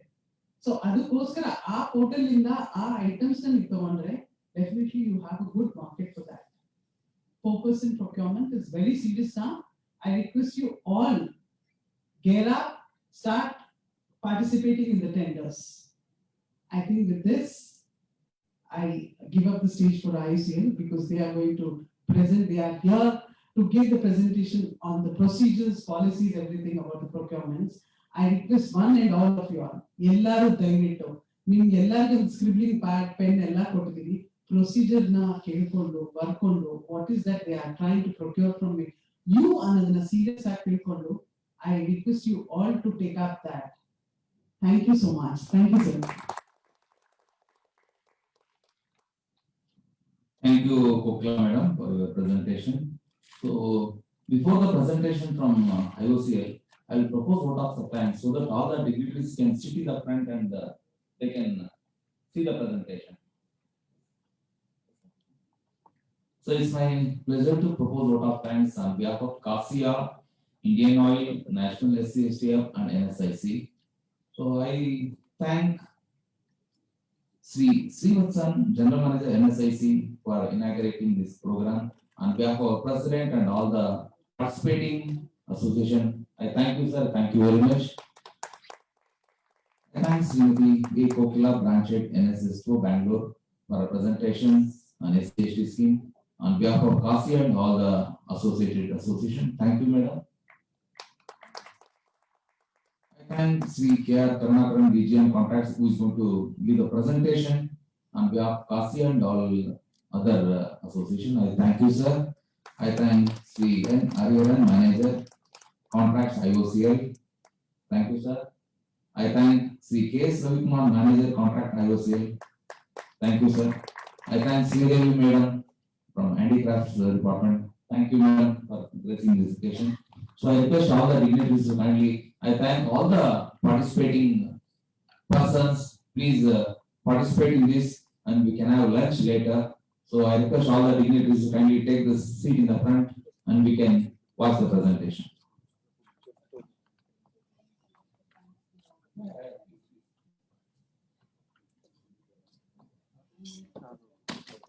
Good morning, everybody.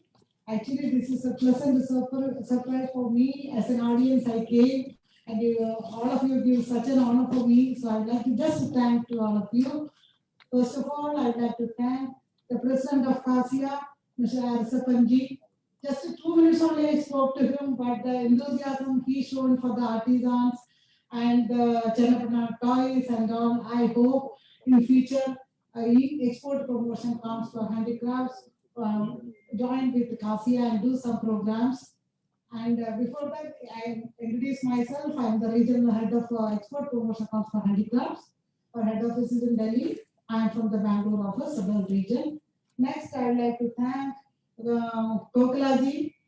The lady always inspires me to learn more, dream more, do more, and work more. She is such an amazing, incredible lady. A huge round of applause for her.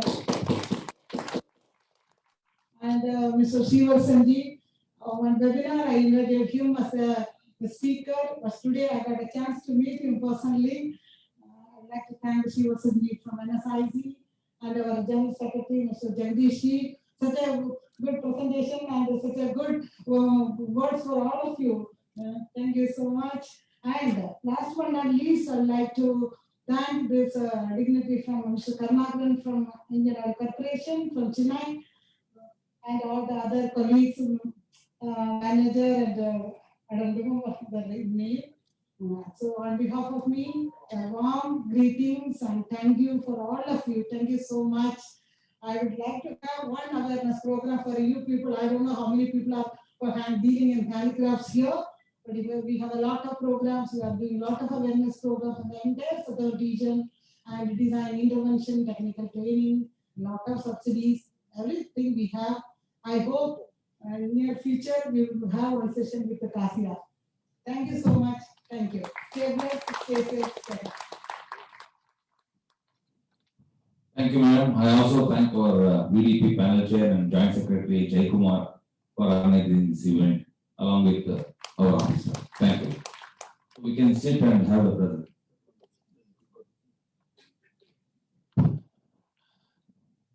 On behalf of IOCL, I'd like to thank our CASIA dignitaries and NSIC officials. I request our Sri Karnakar KR Karnakaran DG Contracts to felicitate them. Sir, first felicitation will be to our Honorable President of CASIA, KG Arsappa sir. Thank you, sir. Without your support and guidance, we would not have been able to have this program so successfully.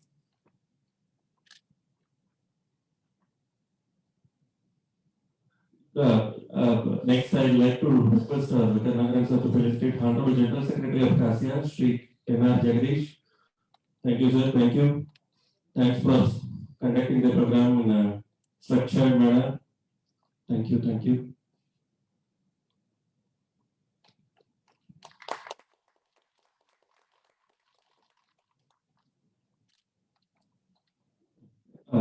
Joint Secretary P.N. Jaykumar, may you please be felicitated by Sri Karnakaran sir. Thank you, sir. Thank you.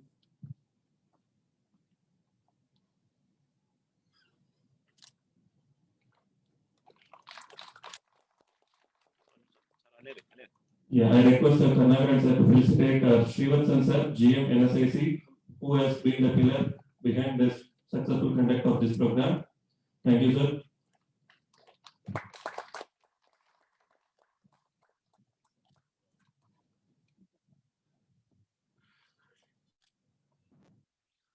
Karnakaran sir, please felicitate Kokila madam, who is the brand leader of NFCC SCST Hub, Bangalore, who has been the main force behind this.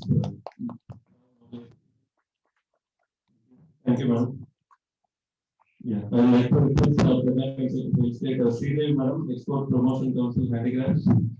So she has been the special chief guest for this event. Thank you, madam. Thank you.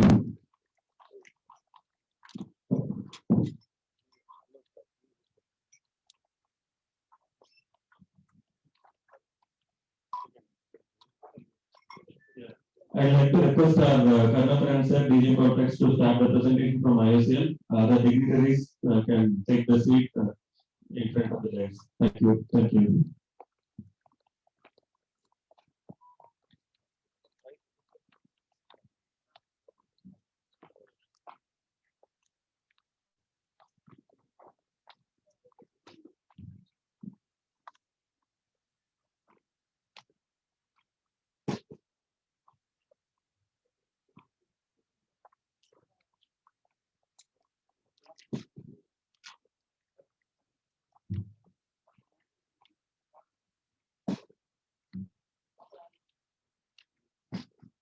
Good morning, everyone. I'm Karnataka from Region Cortex from India. First of all, welcome and thank Sri K.V. Asaka, President, Russia, General Secretary, Mr. N.R. Jagdish, Joint Secretary, Mr. P. N. Jaykumar, Treasurer, Mr. P. Shankaran, and NSSC officials, Mr. Srivatsan has taken initiative for this program. Spokila Madam is heading the SCST Hub Bangalore, and Mr. Rukraswamy, who is manager from NSSC, for coordinating for this program. And also welcome all the participants. See, I'll give a small introduction about Indian Oil. Indian Oil is the energy major in India and also in few countries abroad, mainly marketing petroleum products like petrol, diesel, LPG. I think everyone here present here is somehow associated with Indian Oil. If you buy petrol or diesel for the vehicles from Indian Oil, you must be using Indian Oil, Indian LPG gas cylinders at your home. So I think we are all from one family, associated with Indian Oil in some way or the other. Now, Indian Oil is a CPSU, Central Public Sector Unit, which follows all the guidelines issued by the Government of India from time to time in procurement of materials. Now, what are these materials? How we procure? This is not known to many of us. So, this is the awareness program, plus motivating some of you to get registered in Indian Oil, how to get registered. Those awareness to the presentations we provide. Now, see, from what we are doing in public sector, every procurement is through tendering. In Indian Oil, anything that touches above 1 lakh is through tender. Only up to 1 lakh we can procure from market basis. Otherwise, it is all through tendering process. Now, how we do tendering? What is the tendering process? That we will deal in detail. Now, coming to the present process, the MSCs, participation from MSCs in most of our tenders is about 50 to 60% only. So there is a gap of 40% where is from other bidders. So MSCs or NSSC registered bidders can participate. There is a scope for participation. It is one. Second is in some tenders the response is in single digit. Means 5-6 bidders are only participating. So what is the problem is people are not aware that Indian Oil is procuring this material. So those things will deal in detail.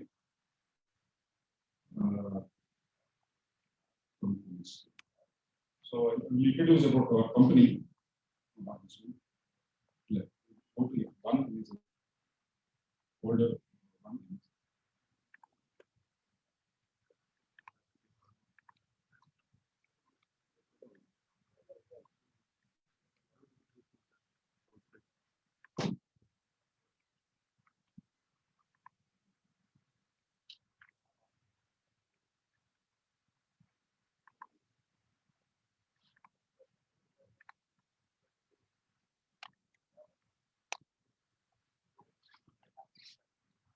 The purpose of this program is, as I said, to facilitate and develop potential MSME vendors, then awareness about Indian oil business, selection criteria for vendors, process for vendors, procurement policy followed by Indian oil, implementation of public procurement,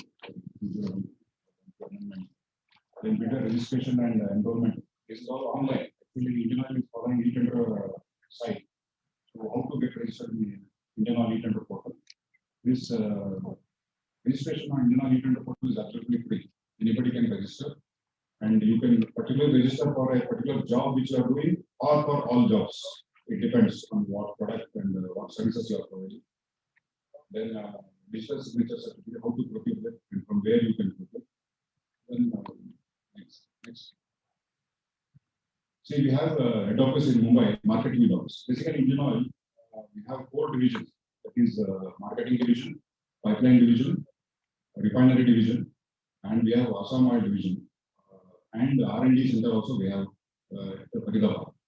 Now, all these 4 divisions, procurement is through e-tender portal, and it is a common e-tender portal.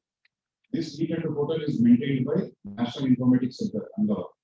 It is a government agency which is maintaining, and we are doing all tendering through NSSC portal only. So our address also will be like this: Indian IOCL e-tenders.nsc.in. Okay, that is our e-tender portal ID. This is our head office at Mumbai. Okay, next. Now, this is the Indian oil performance last year. About 5,66,000 crores is the turnover.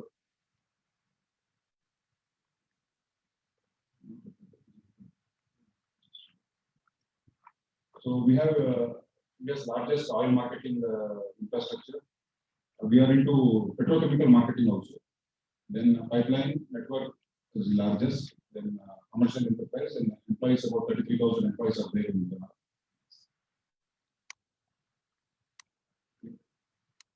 Marketing division, refinery division, pipeline division, and we have R&D setup and Assam oil division. R&D setup is in Faridabad. Next. This is the throughput of Indian oil. Next. Commercial. This is the Indian oil share. Market share is about 35% in marketing petroleum products and petrochemical products in India. Next. See, now you can see the retail outlet. Retail outlet is everyone must be aware where we market petrol, diesel. So here we market through dealers. We have a dealer setup through a selection process. Here again, there's the advertisement for land. Once land is provided, then the dealership also is advertised. Then people selected through procedure as per the laid down procedure are awarded the dealership. Now there are few outlets which company is owning and company is operating through their officers also directly. It is called COCO, company owned, company operated outlets. And for these outlets, you can see a lot of say canopy is there, lighting is there, then civil works are there. The monolith, you can see the RBI monolith is there, and around the canopy you can see that is a ACM fascia. It is made of ACM or called ACP, aluminum composite material panels. So lot of things are there required in the retail outlet. Now Indian oil, everything, every job or every service which Indian oil requires is not done directly by Indian oil. We need an associate. Now who is the associate? Contractor is the associate. Now how we select a contractor? Through a tender process. Now there are various tendering process for that will come in following. Next to that, you can see lubes cans, which you have displayed outside also. There is a stall. These lube cans, you can see only one can, but I can see 4 items or 5 items in that one can. Can itself is a manufactured item which can be done through injection molding, and that also we procure in crores of cans per year. Then the cap is there. Then there is a label on the can, that is a separate item. Somebody produces that paper, advertisement panel paper. Then next you can see the gas cylinder. So gas cylinder spares, some we have displayed outside. There is a safety cap on the cylinder. There is a gas valve on the cylinder. You must be using the other you see your domestic cylinders at home, you should be aware of that. There is a safety cap, and on the cap there is a plastic seal that is called tamper evident seal. So that is also supplied to MSME vendors. Then for packing these loops, we require carton boxes. Carton boxes are exclusively procured from MSME vendors. Okay. So some certain items which the government of India has enlisted is exclusively procured from MSME vendors. That is one. Then for LPG bottling plants, where we fill the cylinders, there is a soap solution called chain coat. This is also exclusively procured from MSME vendors, and this is a soap solution. The specifications and everything will be available in our retail report. So those technical details are not going into. And any LPG valves which we have listed outside, you can see there is one unit called LERC, LPG Equipment Research Center at in Bangalore, Airport. So any LPG equipment manufacturing, we have to take a license from that agency, which is a common agency for all four oil companies in India, HPCL, BPCL, Indian Oil. Okay.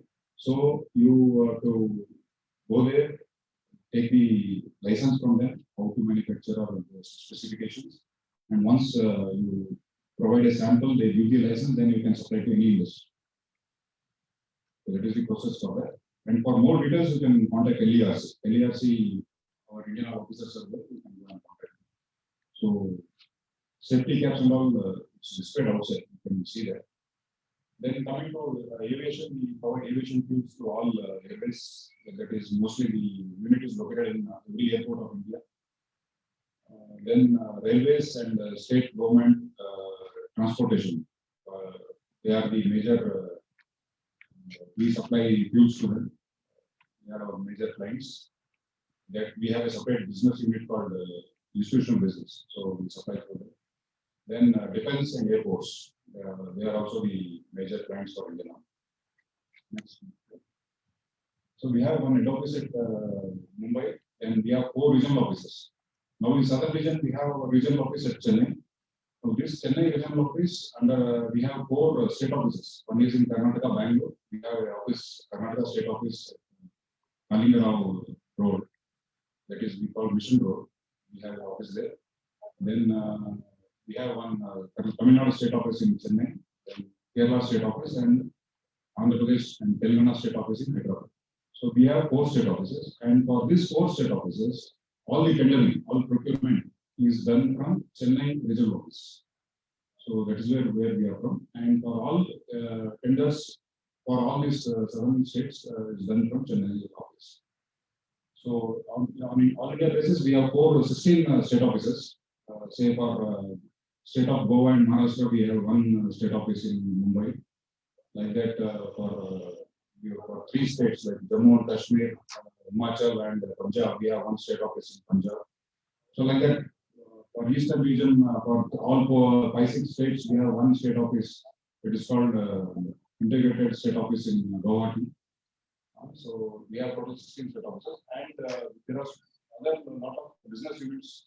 Almost every 2 or 3 districts. Say in Karnataka, we have 5 divisional offices: Bangalore, Mysore, Belgaum, Hubli, Belgaum, and Belgaum, Bellary. And then like area offices for LPG is a separate product, and we have area offices for LPG. Next. Other units like major depot terminals. Say for depot terminals, from depot terminals is the storage point for fuels, bulk fuels, petrol, diesel. From these points, we supply petrol, diesel to each retail outlet or petroleum outlet from where you purchase diesel or petrol. Now, this supply is to tank lorries. Now, tank lorry, that tank lorry is not Indian Oil tank lorry, it is a contractor tank lorry. Now, tank lorry can be owned by the dealer, or we can have a private only transporter. Now, how we do the procurement of this, enter into the contract for tank lorry. Now, every 5 years we invite a public tender. The public tender is people should have quote for the public tender, should have tank lorries. That was the tender condition earlier. Now, for facilitating SC, ST and other weaker sections. What they have done is the people can apply with the booking slip. This is the new tender which is formulated in 2 years back. This Indian Oil has drafted this tender. Now all tenders invited for POL, we call it petroleum oil lube transportation, POL transportation we call it, through tank lorries. Now people can apply with booking slip. You need not invest for a tank lorry. You need not purchase a tank lorry. You can go to a bank, take a letter from the bank that you are providing this tank lorry and get a booking slip, pay some 5,000 rupees nominal amount to the dealer of these trucks, Ashoka Leyland, Tata, Eicher, Mitsubishi. So you can pay from token amount and take a booking slip from. So you have to participate in the tender with a booking slip. So you quote a or you agree for the L1 rate and you are getting selected, then you can go and purchase the PT truck. We call it PT tank truck. So you can go and purchase it. So you may not invest. So these facilities have been provided in the tender to encourage SC/ST vendors. Next. So these are some of the activities which Indian Oil is taking up. Next. These are the volumes turnover of Indian Oil just for India. Now the main technical list. We have HO contract cell. HO contract cell is handling majorly global tenders where large quantity procurement is there. Now regional contract cell, for each region we have one contract cell in 4 regions. Next. So public procurement, global procurement, then the central procurement policy of central government. Goods, material input, consumables, services. So what we procure, there are 2 things. One is procurement of materials, second is services. So services is like, say, I said, we have so many units, like depot terminals, divisions. So there we require services for haulage, housekeeping, every unit. Suppose we have 100 units, 100 units require haulage and housekeeping. In LPG bottling plants, we need people to move cylinders from one location to within the plant. Loading, filling. So these are all haulage contracts where normally the long-term contracts, and it is all service oriented.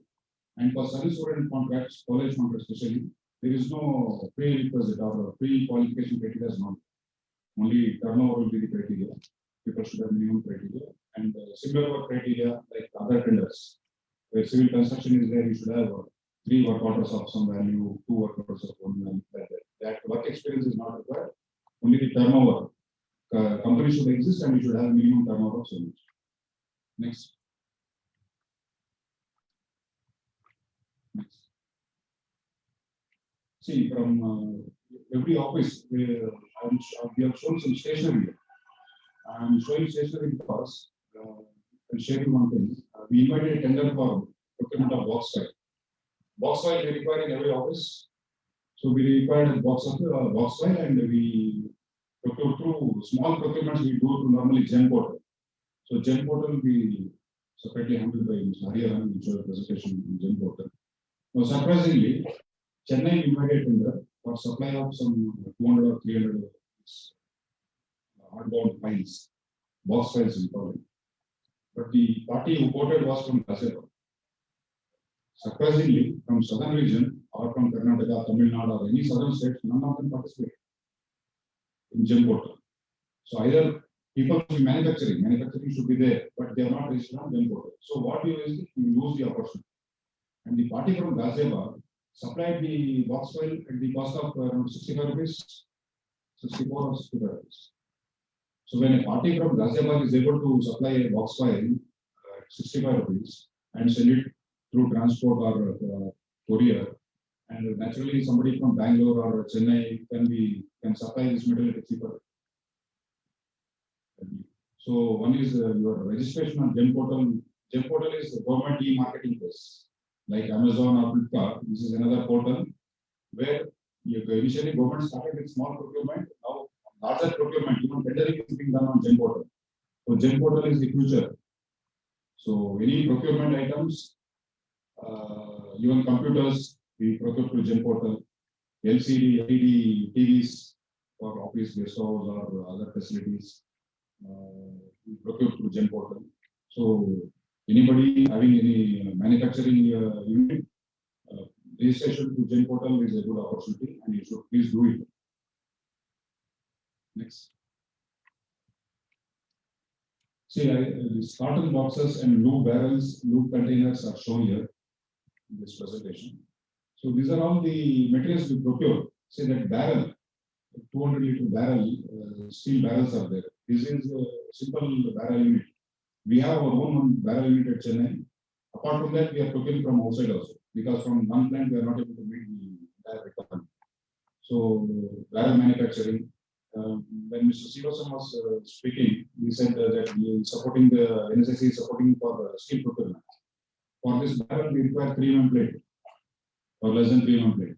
So these you can get the support from NSSC. You get the know-how from Indian Oil tenders itself. If you go to Indian Oil site, every tender which you invite is scrolling. So once you click on the tender and you can download or you can just view it, you will know the specification. What is the material? What is the specifications, and if it is in your field interesting to you, then definitely go for it. Then the plastic barrels, that is through injection molding. I have to submit IOCL. Actually, that I have to be the manufacturer or can I be a trader also? So that I can apply for the CST. See, trader means you have to procure from somebody and then supply. Say this in the same tender, it says manufacturer is supplying. Suppose it is private place. And as I said, a person from Ghaziabad Correct. applied to Chennai. Nobody is looking at right now. Because I'm looking where I can supply. Possible. Yeah, as a trader also you can participate. And some items like say valves and safety valves or other valves, we say you have to supply, you have to provide a certificate, you should have manufacturing facility. So from officials from Indian Oil will come and visit and see your facility. Those things you should have on your own. And certain stationery where you can be a trader also. You can procure from the manufacturer and then supply. Stationery items it is possible. Question why I asked, not necessary that you have to purchase all 100 rupees from one particular manufacturer itself. Correct. So I have an option of that 4%. So I can procure. Yeah. And I can Correct. The question and session can be handled at the end. Once we complete the presentation, we have a separate. Sir, he is experienced, so he need not need any information. We are beginners, we need a lot more of information. Definitely. So- We'll help you, we'll give all information what is required. I think this particular meeting is for the beginners or who want to come up as an entrepreneur. To get connected with IOCL. Yes. We let us concentrate more. Yeah. We question answer sessions or doubts, anything we clarify at the end. We'll have this. Now, next. Now see, this year, because of pandemic, so you must be aware, every tender there is a EFD, that is earnest money deposit. It is earnest money deposit is only to know the sincerity of the person who is participating in the tender. Person may participate in the tender, then may back out. If he is L1 or then he is not able to supply, he may back out. So that is earnest money deposit, you must be aware of that. Now this year, because of pandemic, government has issued guideline, there will be no EMD. Till December 31st, all tenders EMD is waived. So you need not submit any. Otherwise, normally 1% of the estimate value of the tender is collected as EMD. And also security deposit. Earlier, we used to collect security deposit is for a successful bidder, whoever is the L1 bidder. So we have to pay 10% of the estimated value as security deposit by BG or by DD. They have to pay security deposit. Now, because of pandemic and to facilitate the vendors, again there is this 10% has been reduced to 3%. So there is a huge saving on this. Your cash outflow will get reduced and you have a lot of saving on these two issues. So this is extended up to 31st of December this year, 2021. Further to that, then again depends on the government and policies of the government. Okay. Next. Now, normally, say like service contracts or construction contracts. So the 100% work will be for the L1 party, where there is no split in the, we cannot split the work. Say for construction of a petroleum metal outlet, so the work cannot be split. So there will be L1 only, will be only one party is required. Say procurement of barrels. We say we want to procure 1,000 barrels. So we'll say L1 will get 600 barrels and L2 will get 40% of the job, that is another 400 barrels. So here we have multiple bidders. Multiple bidders, but rate will be one. So whatever L1 rate will be offered to other bidders. If they match the L1 rate, then that 60%, 40% as per tender will be processed. Okay. So in some cases will be 2 bidders. In some cases we have 4 bidders also, like 40%, 30%, 20%, 10%. And in some tenders we have LPG tenders, particularly the 10% for startups. So without any experience, he has to participate in the tender. Only thing is they should have the turnover. They should have been established and commercially they should be viable. So without any earlier experience, 10% job will be given to the party startup, provided he matches L1 rate. So they did not even quote, they did not even give the price bid. So he has to only submit his technical bid. They get qualified, and 10% job will be given to the startups. Okay, from that 10% he can gain experience and then participate in future tenders. So these are the facilities available in tendering. So you will all know this only if you go through the e-tender portal, download some tender document and study the tender. Only request is you should see what are the tenders. Every tender is inviting above 1 lakh or above 2 lakh value is displayed in the e-tender portal. It is scrolling. One is that you can go and see without getting registered. Another is if you register in e-tender portal and say you register only for civil works. So all civil works, any job tender is invited, you get a trigger, auto message and email you get. That is one. Suppose you register only for mechanical work, you will get any mechanical tender invited by Indian Oil, categorized as mechanical, you get a SMS and the message, email. So only thing is when you are giving the email and your mobile number, please give the current email ID which is you are using and mobile number which you are using. Some people give the email ID and they forget, and then there is no use. The message will be going, but then they are not aware of the what message is going to them. Okay, now see, as said earlier, now the 4% of procurement is reserved for SC/ST entrepreneurs and 3% is earmarked for owned by women entrepreneurs. Now, in case we call a tender and there is no male SC/ST vendor or no any other SC/ST vendor and only one woman participates, SC/ST vendor participates. So 3 plus 4, 7% will be given to SC/ST women. Okay, so it is like that. And in case we require multiple bidders, then this will be shared proportionately between multiple bidders. In case multiple SC/ST vendors qualify, then it is shared between them. So that's what the second point. If only one woman SC/ST MSc bidder qualifies for purchase preference, she may be allocated quantity for both SC/ST category and women category. So totally 7%. Okay. In case no SC/ST participates, then the entire quantity goes to the general bidder, whoever is participating in the tender. Because this cannot be carried forward. Then next is 100% e-tendering above 2 lakhs. This is the company policy. And normally tendering is open or public tendering system and 2-bid system, technical bid and price bid. Limited tender, single tender. What is limited tender? Say we have to do some petrol outlets.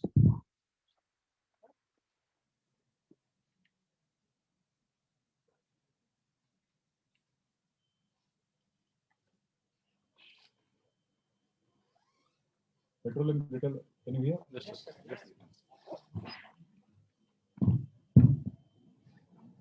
Okay. Petroleum retail outlets. We have petroleum outlets where we sell petrol when you get petrol and diesel for your vehicles. Now, a lot of maintenance is there, regular maintenance is there, then upgradation of modernization of petroleum outlets are there.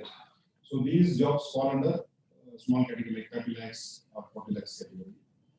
So in outlet. So these are maintenance works will be on regular basis. So for every regular work, we cannot go and call a public tender because the public tender time is more. So what we do, we call a public tender, make an empaneled list of parties, about 40 vendors per division. So in Karnataka, we have 5 divisional offices. So Bangalore division will have a list of 30 vendors. Belgaum division will have a list of another 25 vendors. Mysore division will have. So each division wise, we have a list of vendors from whom again we call limited tenders. Limited tenders means the time is short and there is no pre-qualification criteria required for every tender because you are already pre-qualified by calling a public tender. So here only the price will be there, you will quote, and the tender finalization period is very less, about 30 days or 35 days we finalize one tender for limited tenders. So this is for maintenance and modernization upgradation of petrol pumps. In some cases, LPG godowns also. So these are small value jobs, and again this we have a category like capex 1 0 to 2 lakhs. 0 to 2 lakhs is normally used for maintenance jobs and repair jobs, and 0 to 30 lakhs is for major construction in the outlet. And new construction is we have we call public tender, and also we have empaneled part list for that. That will be again Hariharan, Mr. Hariharan will be handling it separately. We'll get into details of qualification criteria for capex 1. We call it capex 1 0 to 2 lakhs jobs. Capex 2 for 0 to 30 lakhs, and then empanelment tenders. Now this is the general qualification criteria for any tender. So we call it tender for 100 lakhs. Then the minimum qualification criteria, work experience. So what is work experience? For every tender, the work experience definition will vary. Say for a civil job, party should have experience of doing civil jobs. For a mechanical job, party should have experience of doing carrying out mechanical fabrication works. Like that, for every tender, the similar work definition will be given in the tender. But the value criteria will be same. That is single order of 50% of the estimate, 2 orders of 40% of, or it is or 2 orders of 40% of estimate, or 3 orders of 30% of estimate. Say some party would have done smaller jobs, say only up to 30 lakhs or 35 lakhs. So he will not have one work order of 50 lakhs. So in that case, he can give 3 completed orders. It should be all completed orders. And normally the criteria is the work experience should be in last 5 years. Say we call a tender say in month of March, then say up to 28th of February to last 5 years, previous 5 years, party should have carried out this job. Then turnover is normally 60% of the estimated value. In some cases, the estimate the work period is only 3 months, then it is total value of the estimate. If the work period is say more than 1 year, then it is annualized value. Say if the work period is for 2 years, it is 100 lakhs. So 1 year it is 50 lakhs. So it will be 50% of 100 lakhs or 50 lakhs like that. Okay, so it is annualized value of the estimate. Now manufacturing facility, that is for supply items like STP also. We have that LPG. Standard testing and painting jobs. There the party should have their own factory and with PESO license. So there in each tender will be specifically mentioned what is the requirement, whether party should have a PESO license, what is the validity of the license, and what is the capacity of the requirement for the tender. Like LPG cylinders, there is a mandatory testing, you have to go for testing. So that is we call it STP. Standard testing and painting jobs. And apart from that, hot repairs are also there. Cylinders, you can see the cylinders, the way people handle. If it is mishandled, then the bottom ring, top ring, hot repairs are there. For that, what are the facilities required? So those tenders, if you couldn't see, for your convenience, I'll just say hot repairs means the LPG cylinder, which is damaged. Then it has to be repaired. Now repair means either you have to do welding or cutting or painting. Now how will you do it? So first the LPG cylinder has to be degassed. because the petroleum products are all sensitive products, very risky job. So first it has to be degassed. What it is by degassing? The cylinder has to be filled with water, then it has to be emptied out. So you have to have a procedure for that. Filling of each cylinder with water, degassing it completely. Once the gas is empty and there is no gas, it is safe for doing any welding or hot repair works. Then the cylinder is allowed for doing hot repair. Now hot repair means you will do welding. Say bottom ring is there, support is there, then top ring is there. If there is any damage, if it is damaged, it has to be repaired. So that is called hot repair. So once you do hot repair, it has to be painted. Once you do painting, then all the numericals and alphabets written on the cylinder has to be repainted. So it all be stenciled done. So all this, how it is done, what are the specifications, you can have from our e-tender portal. Any tender, if you want to venture into a new job, you can, or if you are in the existing field also, if you go to download one tender and read the tender thoroughly, you will know what are the requirements. In every tender, specification is given. Next. And one more thing, in the last this thing is, Indian Oil will insist on your PAN card, GST registration. I think everybody will be having it. Third is PF registration. So some people will be saying we employ only few people, we don't require PF registration. But being a responsible government organization, we insist on PF registration, whether it is applicable to you or not. Because we cannot monitor, or we will not be able to monitor how many laborers you are employing, and whether you are working in one location or you are working in 100 locations, we are not aware of it. And we don't know you are employing 18 people or you are employing 20 people. So for the liability of your people, and as a principal employer, the liability of the people you employ also is with Indian Oil. So hence we insist on PF registration. And if it is a partnership firm, many people fail to do this. You have a partnership agreement, and that agreement is normally not registered, because registration is at a cost. So people normally don't register. And now government has come up with partnership firm registration also. You have a registrar of firms who register the partnership firms. So it is safe for you also to deal to get the partnership firm registered. So as being a public sector unit, we want to deal with only legal parties, legalized parties. Okay, so partnership firm to be registered. So registrar of firms is issuing a certificate which generally does not have any validity. So any validity is it is valid for your lifetime unless you insist. And there is something called Form A or Form A4, where all the partnership partners' name is mentioned. So these are all must for participation in tender if you are participating as a partnership firm. Next, in case you say fuel tender or any other tenders where reservation is there for SC/ST, and if it is a partnership firm, then all the partners have to be SC/ST. Right? Correct if I'm wrong. So all partners to be SC/ST. Okay. Then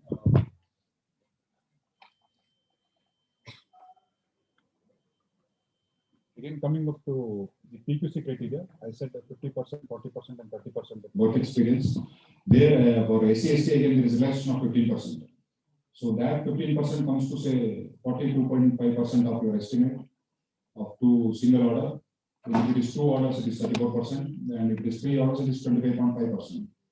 So for there is a 15% relaxation in this criteria work order values. And similarly, in turnover also there is a 15% relaxation in criteria. So the turnover for general category will be 60%, means for SC/ST it will be 51% of the analyzed estimated value. Okay. Then manufacturing facility, sufficient spare production capacity for supply items. So I said barrel or cartons. So here the supply items, you should have a manufacturing facility. Next. So this is the pre-qualification criteria. This already dealt with this. Next. Now tenders, normally the work order is given to L1 bidder. Now reverse auction. What is reverse auction? You must be all aware with auction. Reverse auction is normally when you are participating in public tenders, you must be knowing.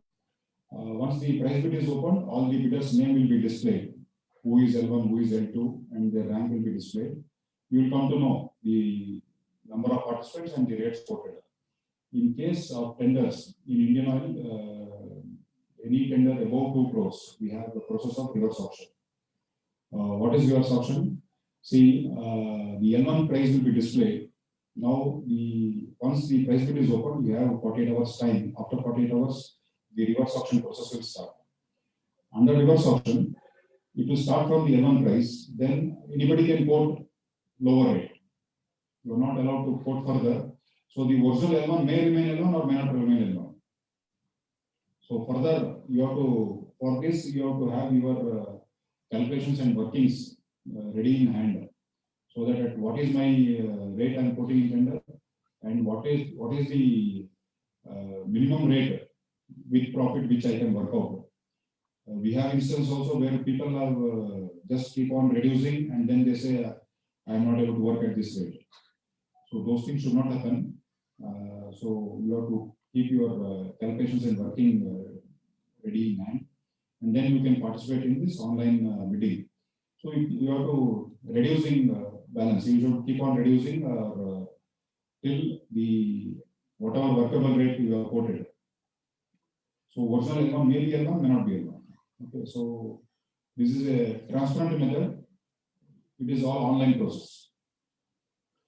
Okay, and normally the rates quoted, it will be mentioned in the tender document itself whether it is inclusive of GST or exclusive of GST. In some cases, tender will be inclusive of GST. GST is normally now these days for all items is 18%. Some items may be 12% also. And in some cases where item-wise GST is varying, there we give an option that bidder can quote the GST. You can quote, say, for CCTV. You are supplying CCTV. Some person will include CCTV camera with the cable. Then the GST will be 18%. If you are including CCTV as a separate item, it will be 12%. So that working, it depends on the HSN code. You must be all aware of the HSN code. So it depends on the HSN code, how you calculate, what is your calculation. So those things, those tenders, you have an option in the tender itself where you can quote GST separately. Okay, otherwise normally tenders are inclusive of GST. Now we call there is QCBS system. QCBS is quantity come cost based selection. Here L1 will not be awarded the job. It is qualification criteria, technical qualification, plus we'll have a marks, say like 70% of the marks will be for qualification criteria. Then there will be a percentage fixed for that. What is his marks for that? Then the price bid. Say someone party is technically is very superior, and he is quoted L2 rate. But when you add two things, you will become L1. So that is called QCBS system. This is normally done for technical services where consultancy jobs are required. Like we need a consultancy for a building, or we need an interior decorator for some office interior works. So those things, those places we use this QCBS system. Earlier it was totally on L1 basis. Now for especially for technical oriented jobs, we operate QCBS system. Okay, then location wise evaluation. That is for tenders where we call one public tender, and say for Karnataka we call one tender for supply of say for example cylinders, and it is for all 5 divisional offices. Then the evaluation will be division wise. You can quote separate rates for each division. You have 5 price bids. In one price bid, you have 5 BOQ sheets. So you can quote separate percentage for each division. Says because party is based in Bangalore, for him the logistics at Bangalore will be different, and logistics in Mysore will be different. Logistics for Belgaum will be different. So those facilities we are providing in the tender itself. So you can quote accordingly. Then the lot system tender, lot-wise tender is, which I said, we need multiple bidders for a job for supply items. There it is called lot-wise tender. Okay, next. Technical bidding. Now, what is the tender process? How we do it? It is a transparent process. Normally, for tenders, all tenders. For bidding, we'll give about 21 to 25 days, 25 days time for submission of your bid. Bid is only online submission, and no physical documents will be accepted. Like earlier days, we used to accept documents in envelope, then open the envelope, then send you the queries and all those things. Now, with online and transparency into the process, if all the bidders are meeting the requirement, we may not ask query at all. Many bidders have the habit of not submitting the document completely in one shot. So in that case, in some cases, bidder may get eliminated also. If you are having a very casual approach, you are not submitting one declaration, you are not signing the document, so there is chances of getting eliminated. Because say out of 10 bidders, 9 have submitted all the documents, and one bidder has not submitted the complete document or complete declarations, not signed the document properly, so you get eliminated. Because earlier days we used to ask a query to the party, technical query. In some cases, even now we ask query in case the documents are pending from most of the bidders. In case all documents are true and only one bidder or two bidders have not done it, then we may not ask also. So that condition is already mentioned in the tender document that Indian Oil reserves the right to raise technical query or not. And that any technical query raised is also you have to submit document in e-tender portal itself, online. So physical document is not accepted. Your EMD payment is also online. And in case your MSME or NSSC registered, against that e-tender EMD, you should say exempted category, you have to tick exempted, and then you have to upload the document. System will ask for a document, you have to upload the document.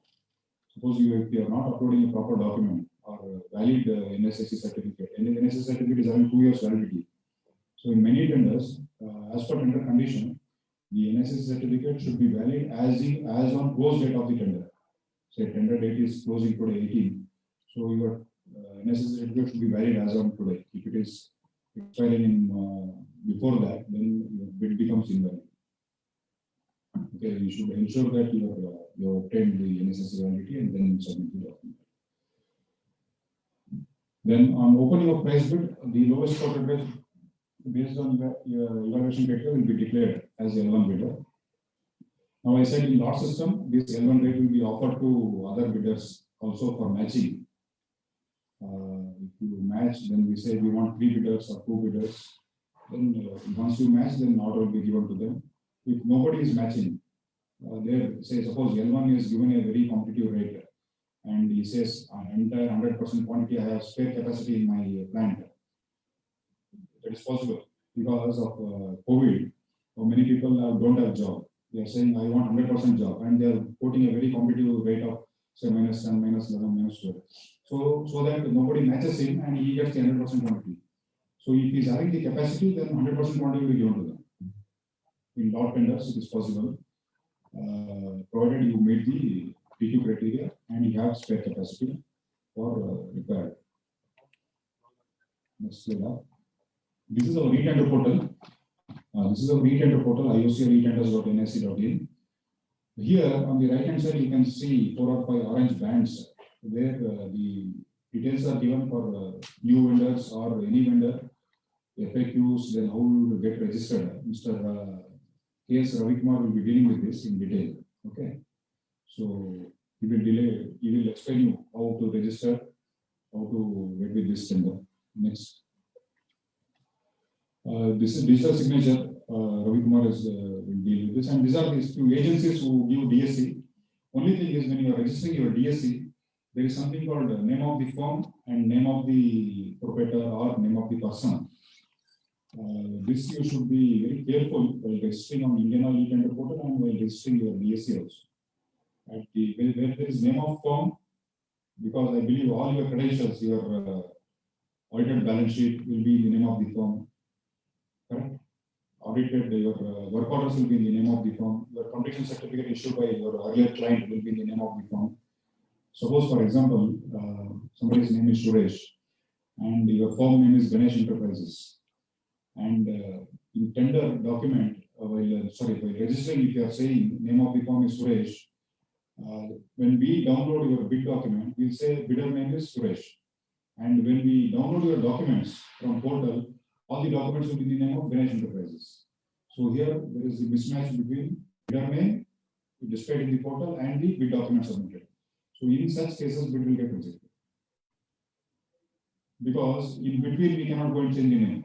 Unless the entire tender process is complete, suppose we are successful and we have to place the order, we place the order on the name of the bidder, what is appearing in the e-tender portal only, and the address appearing in the e-tender portal, and email ID and phone number appearing in the e-tender portal.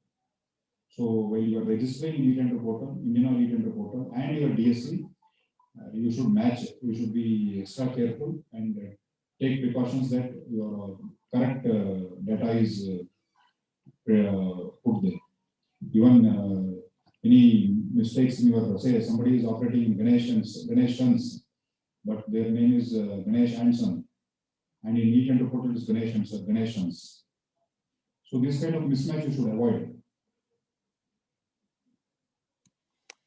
Okay, every tender they evaluate a committee. So committee will go by the data available online. And during the tender process, except for TQ, technical queries, that also online, personally we will not be interacting with any of the bidders. It is not required to be interacting and will not be interacting. So this is a transparent online process. This is as per the Central Public Procurement Policy. Okay. Next. Now GEM portal, GEM portal Mr. Hariharan will deal it with in detail. You can skip this slides. You can skip this. GEM portal will be separate. Skip. Now startups. Now as Madam was saying, Kokila Madam, the startups means you should come up with some innovative idea. For example, during this COVID, someone came with operating of your water taps with a pedestal pump. So that is an innovative idea. Then operating of your sanitizers, not pressing just by sensors, that is an innovative idea. So like that, there is scope for innovation. So somebody was last time asking me, I have a civil contractor newly started. So that cannot be called as a startup. Civil contractor who is starting a new firm cannot be called as a startup because there is no innovation in there. Already there are hundreds of civil contractors there. So that is cannot be called a startup. That is a startup for you, but for as for Government of India policy and directions, it is not a startup. Okay. Next. Next slide. Okay. Now procurement of IOCL marketing. I'm just this is a point to qualify our statement. The total procurement of goods and service in value is 14,300 crores done during 2021. And you must be all aware, government has asked all public sectors to increase their capex expenditure by almost 1.5 or 1.75 times. Okay, to support the industry, basically it is to support general public and industry at large. Now, total value of goods and services procured from MSCs, including MSC owned by SCST, is 3,115 crore, about 21.7%. In few tenders, like say we call tenders for a tank application. I showed you a slide on petrol pump. In every petrol pump, at least we have 2 or 3 underground tanks. I think it is not visible to you. Normally, we have 2 or 3 20 KL underground tanks, steel tanks. It is manufactured by using 5 mm, 6 mm steel plates, and it is normally buried underground under the RCC driveway. And that fabrication tenders normally 100% participation is through MSC. But sorry to say, SC/ST vendors are very few. So there are few things like that. Then, as I said, this fuel transportation also we have extended reservation and with booking slip to facilitate SC/ST vendors. So anybody with finds financial backup can quote with minimum investment. You need not buy a tank lorry. You can have a booking slip and then quote. So these tenders, particularly for fuel transportation, is called location wise. Say suppose Bangalore, Devangunti, we have a terminal. So it will be called for Devangunti. Suppose Mysore, we have a terminal, we call it separately for Mysore. Similarly, Hubli, Dharwad, we have a depot, so separately called for Hubli, Dharwad. So location wise, it will be called. So wherever you are based, you can quote or you can quote anywhere. You can quote for other states also, provided you have that tank officer available with you or you are able to get a booking slip. Only the sincere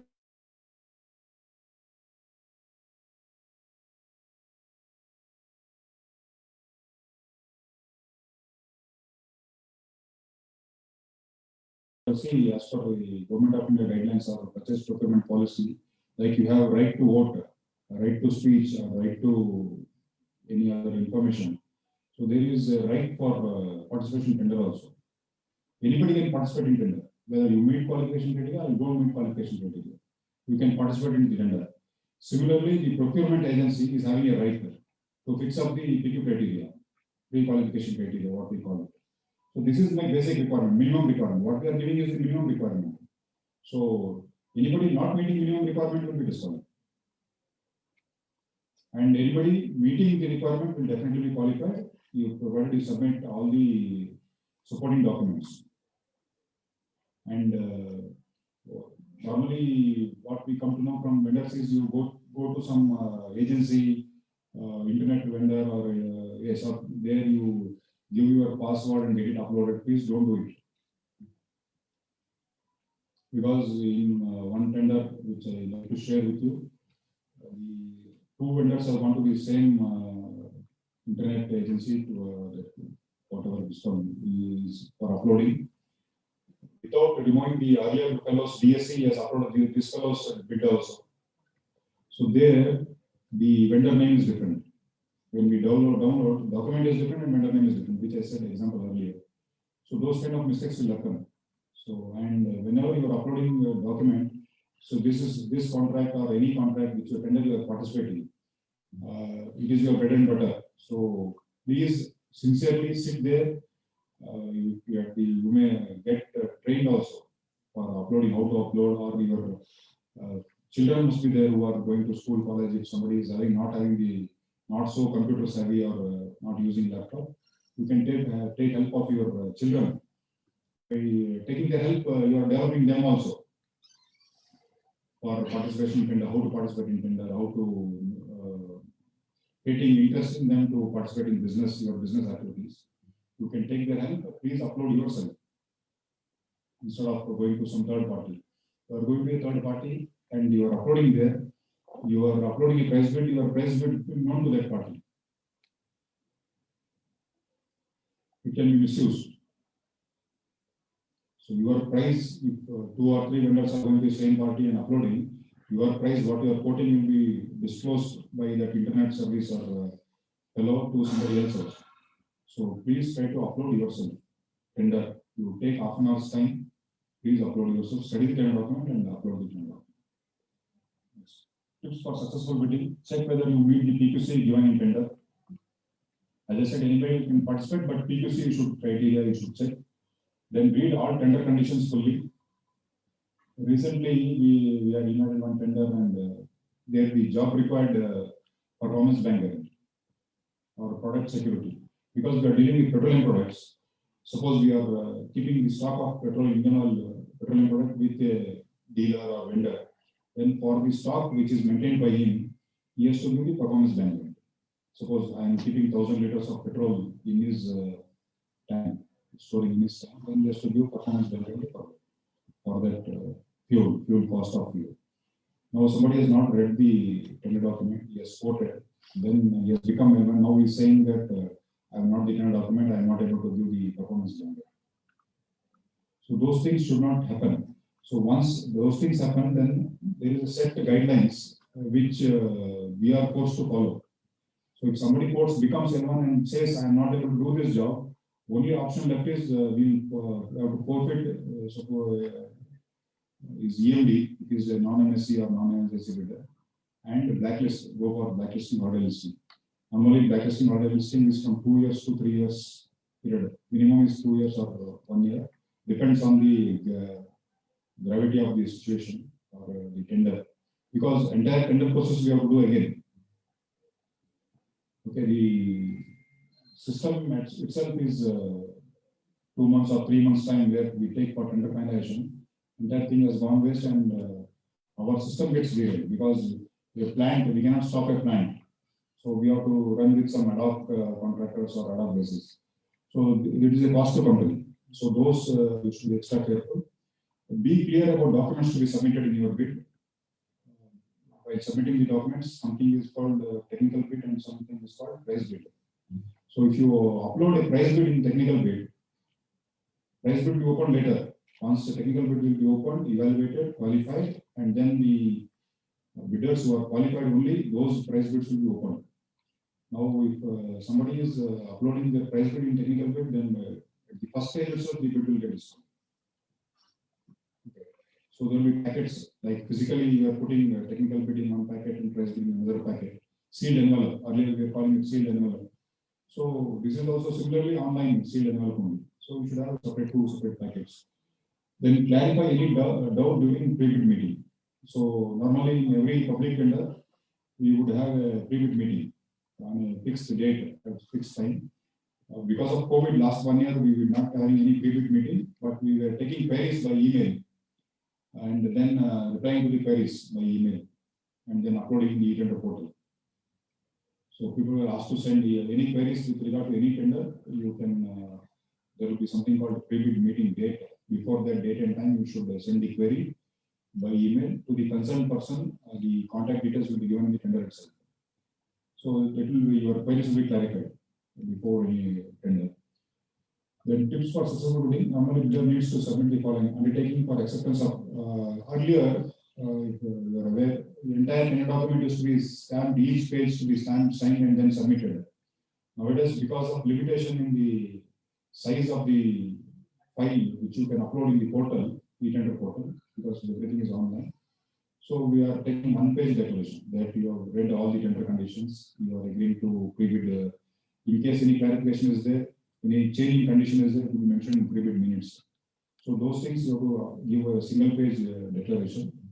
Then your statement of credentials will be there. Your bidder name, your phone, your address. What details you are giving here should be the same what you have given in e-tender portal. Then what are the PQC documents you uploaded? What are the work order number? What is the work completion number? Work order value may be different, work completion value may be different. So in case of PQC, the work completion value should meet the PQ criteria. Say your work order may be for 1 lakh, but your work completion is 1.25 lakhs. That 1.25 lakhs should meet the criteria. Say if my tender requirement is 1,10,000 is my requirement, and your work order is 1 lakh, but work completion is 1.25 lakh. So your work completion will still qualify my requirement. So work completion is the criteria. Then documents related to PQC that say if you are public sector work order from public sector, then just work completion certificate is sufficient. Now, what is the requirement in work completion certificate? Work completion certificate should have the reference of your work order date, then work completed value and work completed date. These are the 4 main things which is required in the work completion certificate, and that you have successfully completed the entire work. That is what the certificate required. And if the work order and work completion is from a private party, so how to ensure that this is genuine or genuinely you have carried out the job? We ask for 2 additional documents. One is your certificate from CA. CA with his membership number. You should give a certificate that you have carried out job for so and so, and you have completed that.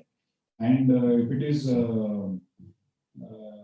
in addition to CA certificate, we require your bank statement, which shows that from that client for whom you have worked, there is a transaction. He has transferred money to you, or he has paid your bill. That is one. Or if you are not having your bank statement, or in some bank statements, only the from account which the money is transferred will be mentioned. Name of the party will not be mentioned. In that case, we don't know whether it is the bank account of the same person. So you may have to give the details of your client's bank account details, or you have to give the praises document where the GST deduction is there, or service tax deduction is there, from Government of India, traces document will be generated for every transaction. So you have to submit the traces document. And that traces document should be pertaining to that year in which the transaction has taken place. Okay, now notice noting tender checklist will be usually contain the requirements for bidding. So these NIT, the entire tender will be given NIT estimated cost, EMD exemption clauses, critical dates. All this will be maintained mentioned in the notice noting tender. Okay. Now, since this clause will be there in all tenders, where like notwithstanding any other condition, provision in the tender documents, bidders are required to submit complete documents in first shot itself, pertaining to PQC along with their offer. Failure to meet PQC will render the bid to be summarily rejected. IOC reserves the right to complete evaluation based on the details furnished by the bidder. In some cases, say suppose we ask a TQ, say 10 bidders have participated, and there is a technical query, all 10 bidders, there is a query, we ask the query. And normally we give 7 days time to reply to the query. Date and time will be mentioned. Suppose if somebody is, that's what I said, your email should be correct email. If you are not accessing your email regularly or you are not giving a correct email, this query will go to that particular email ID which you have given in the e-tender portal. And if you are not accessing it or if you are not seeing it, then you will miss the document uploading. You say you participate in a tender, when you fail to, we have raised a query and you fail to reply to the query, then your tender may get rejected. It is a PQC document, or you have not submitted your PF or PAN number. You have all PQC, but you have not submitted your PAN number or PAN card or your PF registration. Then it will get rejected if you are not replying in time.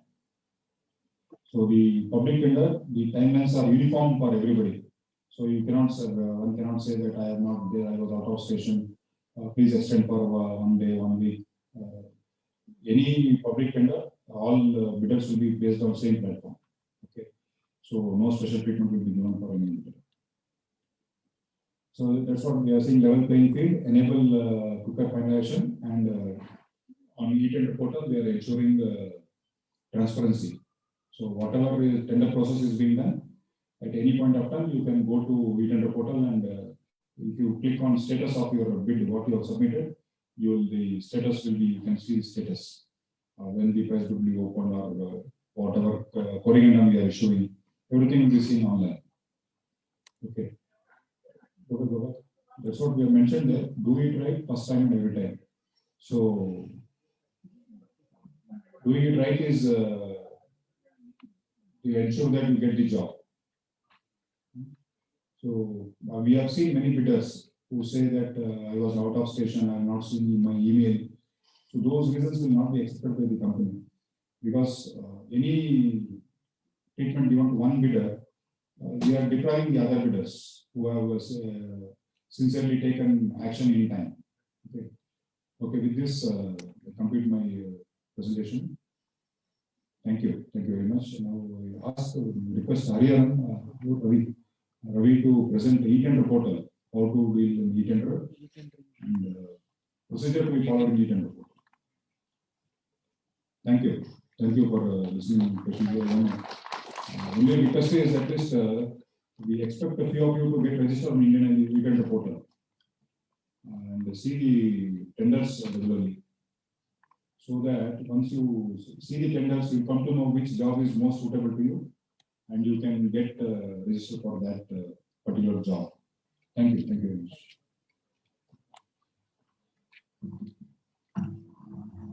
Question session will be later. After completing our presentation. Over to Mr. Ravi, please. Thank you, sir. Good morning, everyone. I am Ravi Kumar, Manager Contracts at IOCL Chennai. At IOCL Chennai, we are handling tenders for all the 4 states of Southern region. So we are inviting the tenders and we are evaluating and we are awarding the contract at Chennai regional office.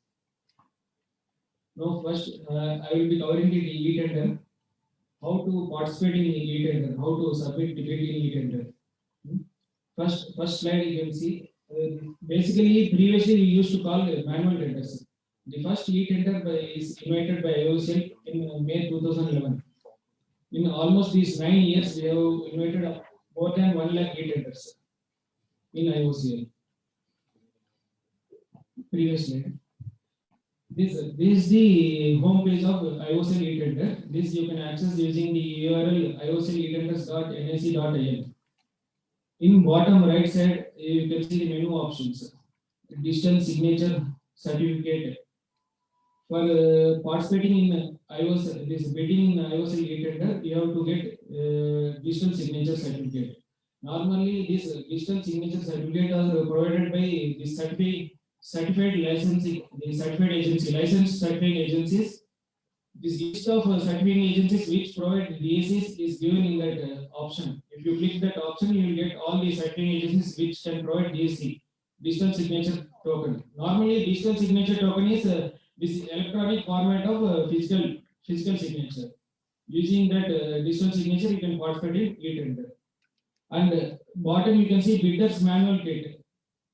There in bidders manual kit, you can get the step-by-step procedure how to register in IOCL e-tender portal.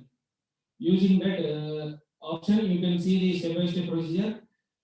It will guide you to register in IOCL e-tender. After registering, you will this user ID and login ID and password will be generated. By using the password, login ID and password, you can log in into IOCL e-tender portal. Now you can see the login ID and password. Using that login ID and password, you can sign in into the IOCL e-tender portal. Next. Now this is the signing in of DSC token. There you have to sign in using DSC token. Next. There you have to give the password for DSC. After that, this will be the home screen of IOCL e-tender portal. There you can see left side the user management, auction management, bid management. Under bid management, you can see the options: search tender, my tenders, and my bids active. All these options you can see. In search tender option, there you can search. You can click that option and you can get a multiple search criteria. You can search the tender based on the tender ID or keyword or a pin code, anything. Using that search criteria, you can search the tenders you want to participate. After searching the tender, you can add tender to your favorites. Then after adding to your favorites, it will move into my tenders. The tender will move into my tenders. Now, the tenders which you have participated, that you can view in my bids, buying bids history, or my tender, my view bids and my active bids. There you can view the tenders which you have participated. Next, this is the search criteria which is available. There you can search the tender using any keyword or pin code or tender ID. After the search is over, next page. There you can click the tender and you can add it to your favorite tender. Then the tender will be moved into my tenders. So once the tender is added into my tenders, you need not go and search again and again. The tender will be available in my tenders. Okay, next. Now the tender is successfully added into my tenders. Next. Now you can see, now the tender is available in my tenders option. There you can click the view option. The tender which you want to participate at, you can click the view option. Next.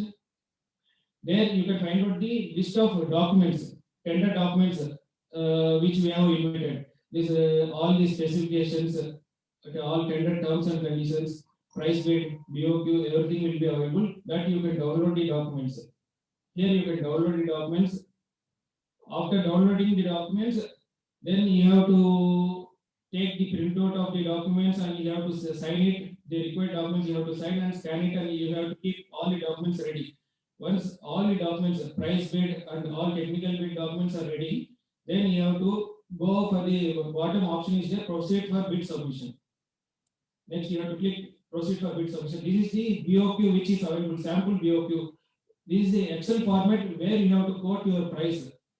The bidders have to quote this, you can't edit this BOQ. This here you have to quote your price. The L1 will be selected based on this Excel only. The person who quotes very L1 rate, lowest rate, he will be selected. He will be the successful bidder. Okay, next. Now, after all the bid documents are ready, then you are ready to participate in the tender and submit your bid. Then after this, you have to. This is the general portal agreement. There you have to agree that general portal agreement. Normally, during any bank transactions, anything, you have to agree the terms and conditions. So while uploading the bid, this general portal agreement, you have to click, you have to tick, and you have to go to next screen. Then after this screen is available, this is the profile. Bidder communication details will be available. This mobile number, email ID, and address, everything will be available. So all the correspondence which will be through this email ID and mobile number. So during bid participation, all will be communicating with you only this email ID and mobile number. If you want to update your mobile number or email ID, then you have to go to my profile. There in my profile, you can update your mobile number and email ID. After updating, next screen, you can see the green tick. This green tick means you have updated your profile successfully. Next, after updating your next profile, next will be the EMD, submission of EMD. Here you can see the option whether EMD is exempted or not. Normally for MSME bidders, this EMD is exempted. So you can click that option, yes. So for MSME bidders, they can upload this MSME Udyogadar certificate, NSCC registration certificate or Udyam certificate. This you can click that this EMD is exempted, and you can upload the MSME registration certificate, and you have to digitally sign the certificate. If you have to pay the online EMD, then you have to click that option no, and you have to fill the amount, EMD amount.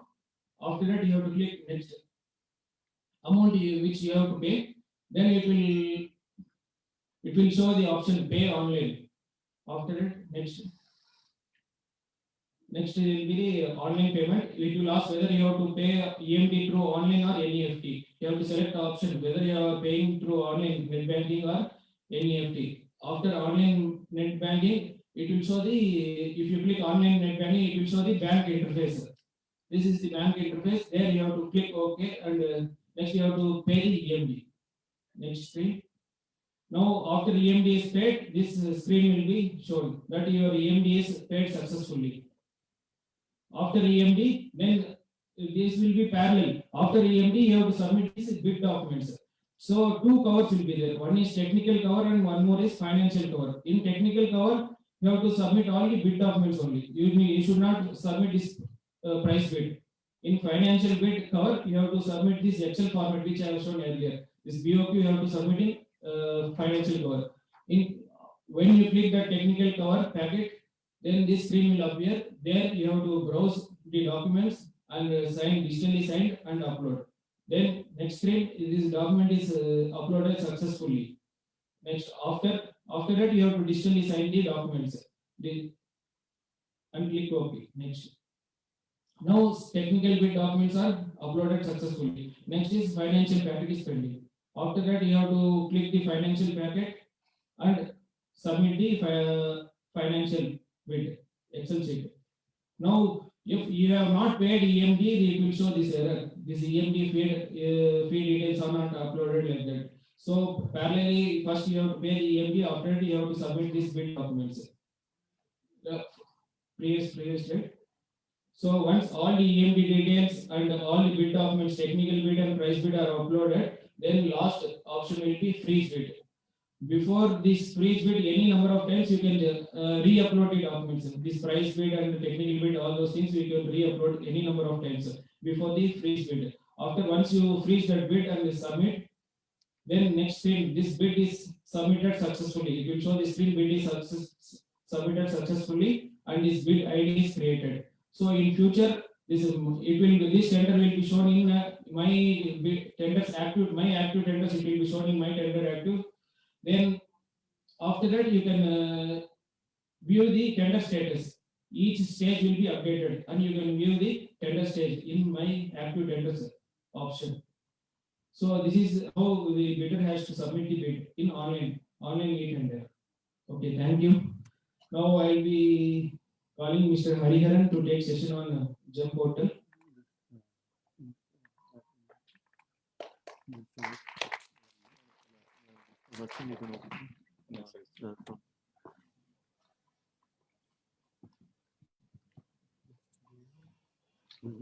Just open. I think so.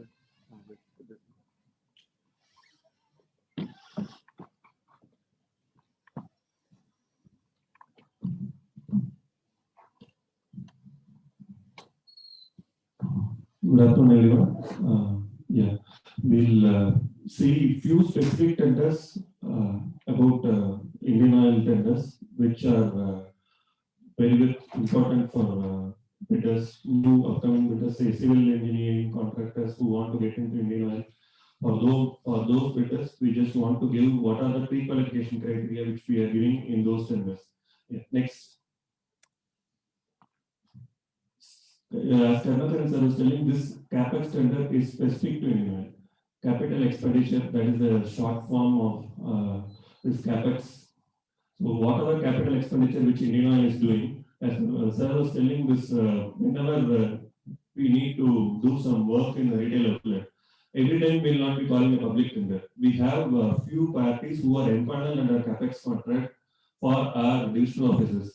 And these contractors, without going for tender every time, they will be given the quantum of work on equal distribution basis. There are two categories in CapEx contract itself. One is 0 to 2 lakhs, which you are seeing right now on your screen.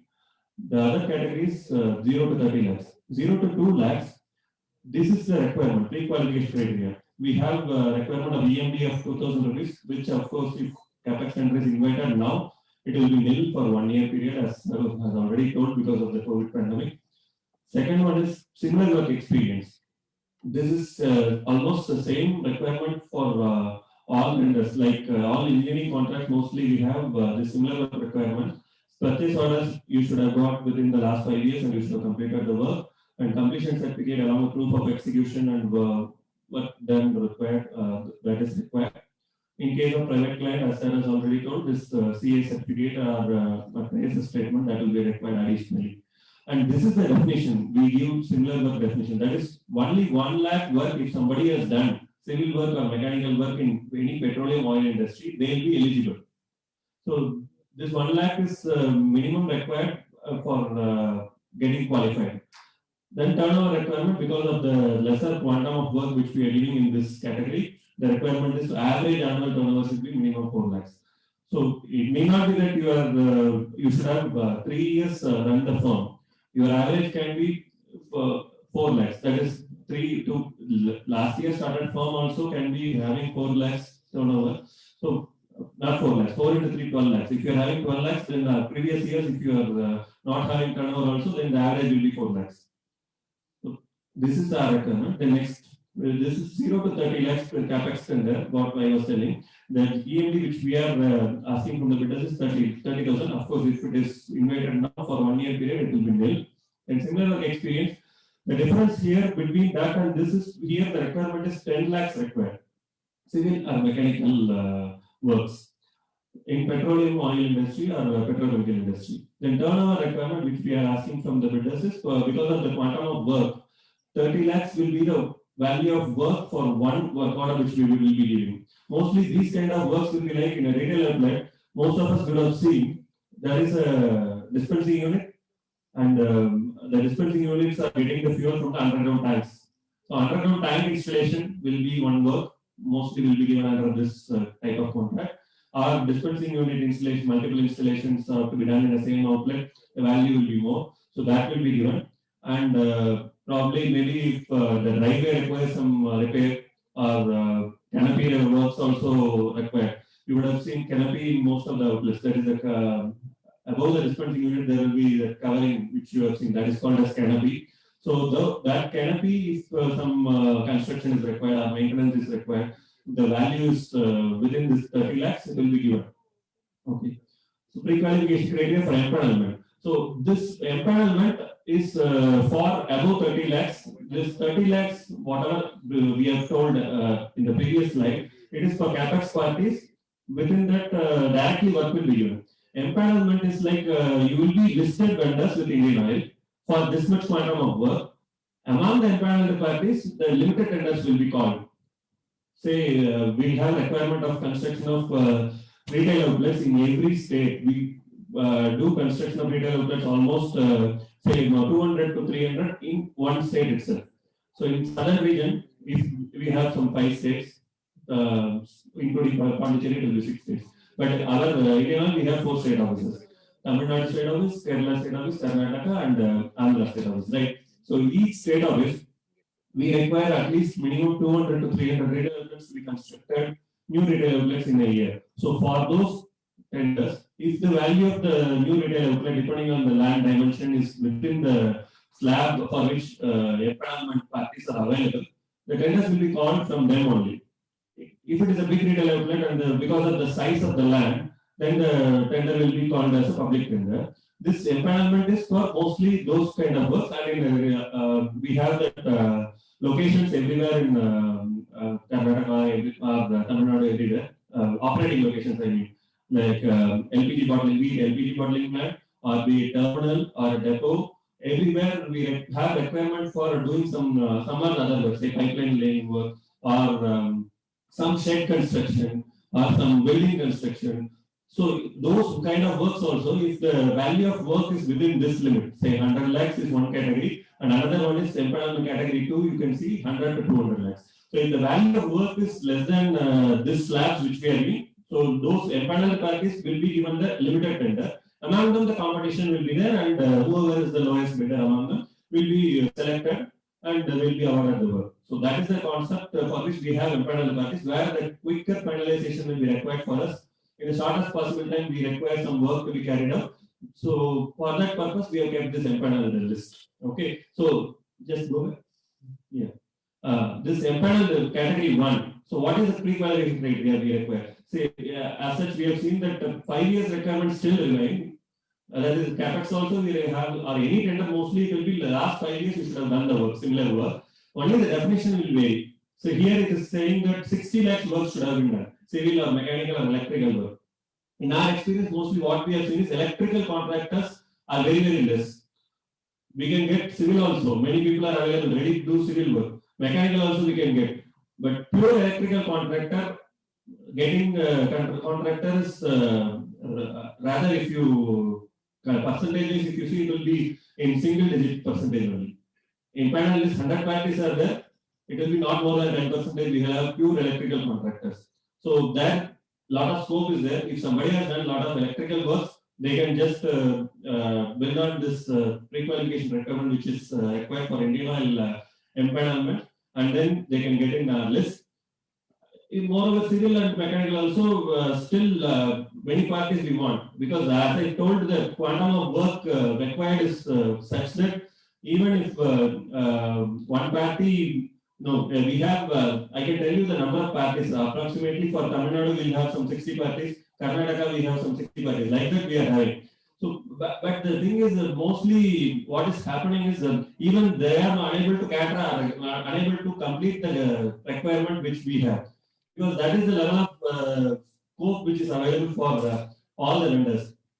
Annual requirement, turnover requirement should be minimum is 180 lakhs. Here the difference is not the average requirement. It will be in any of the 3 years we should have had this turnover. Next. So category 2, the difference is here it is 120 lakhs required for single work, and the turnover requirement is 360 lakhs, because we are giving a quantum of work up to 2 crores. So then the requirement is fixed at 120 lakhs. That's 1 crore 20 lakhs job somebody should have done. Then the 360 lakhs is the turnover requirement. Next.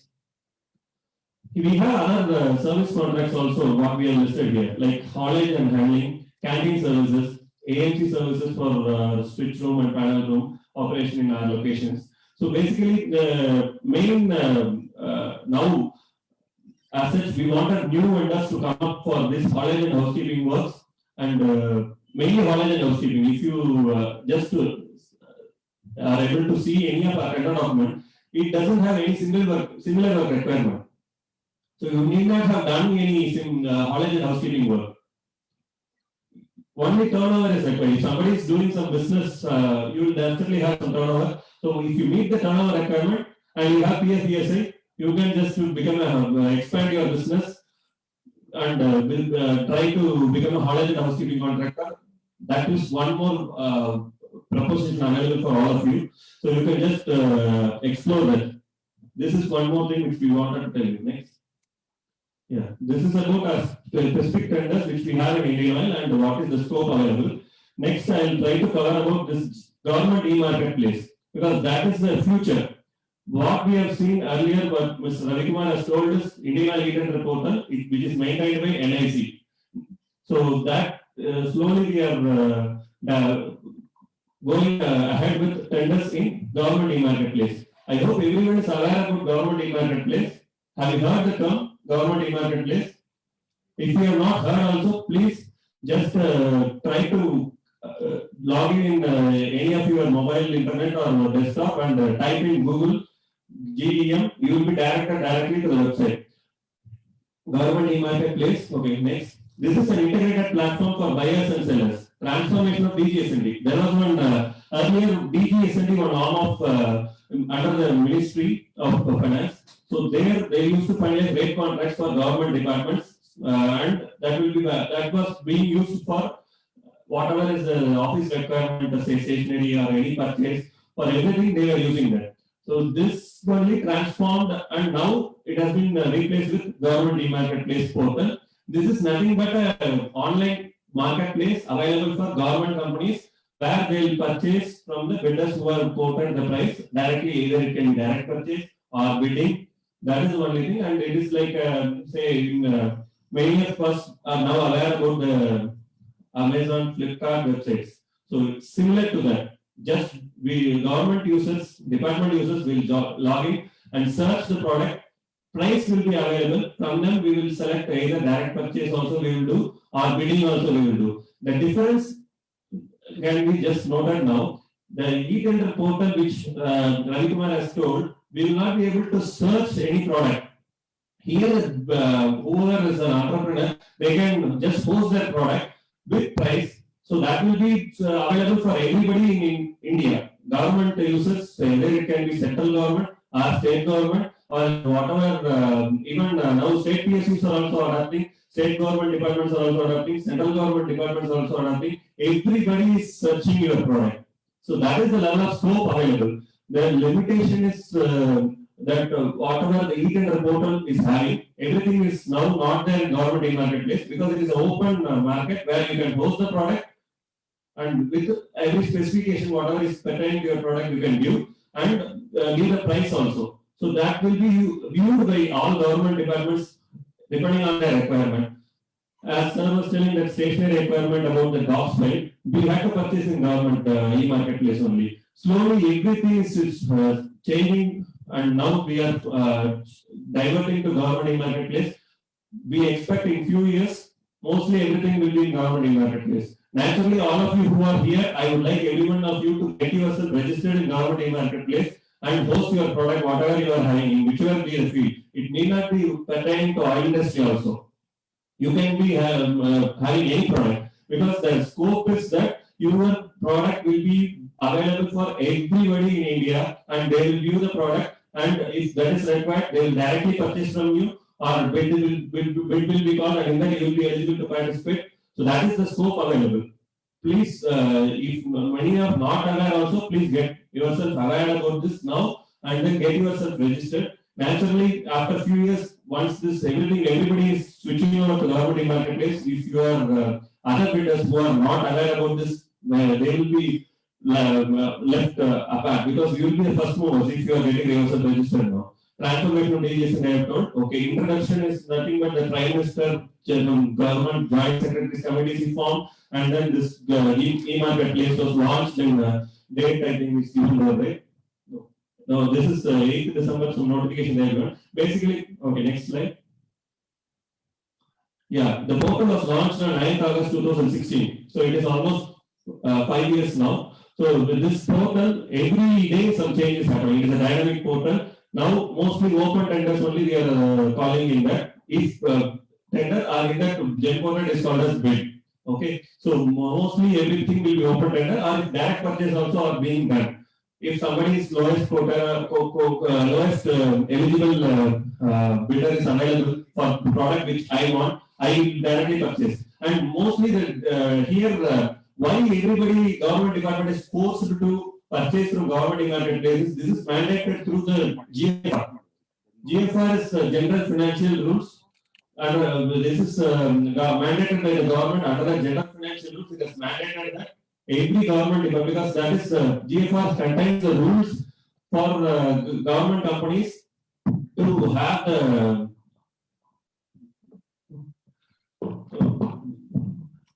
government e-marketplace, whatever this GFR is mandating. According to that, only government departments can do their expenditure. Because we are dealing with public money. IOCL is a public sector and we are dealing with public money only. So expenditure cannot be done just like that. So there are a certain set of rules framed by government of India, Ministry of Finance, under the Department of Expenditure is there. So they have framed this government general financial rules. Under that there is one rule which mandates that this GEM procurement has to be done by all government organizations. So everybody is now going ahead with government e-marketplace. Next. So this is their mission and values which is available in GEM government e-marketplace, which we can see. And GEM stands for efficiency, speed and transparency. So there are also whatever guidelines are there, and why sell under? This is of very much importance to all of you people. There are, as I told, access to national public procurement market, no charges are there. And special provisions and sections for startups, MSMEs and emporium products. So that is the main thing. And your prerequisites, whatever is available, is given in the link there. If you click, we click that, we can just go there and see. But I would just like to give the basic introduction for all these things. Next. And brand application, brand approval process is also available for your product. If you are having some brand, you can do, and multiple invoices can, single order can be done. Easy access to participate in bids.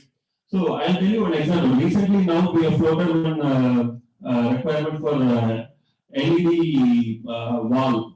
They call now many that one wall itself will be like filled with big size LED TVs. Some panels will be there, that much size, whatever is the wall size will be fitted with LED TV.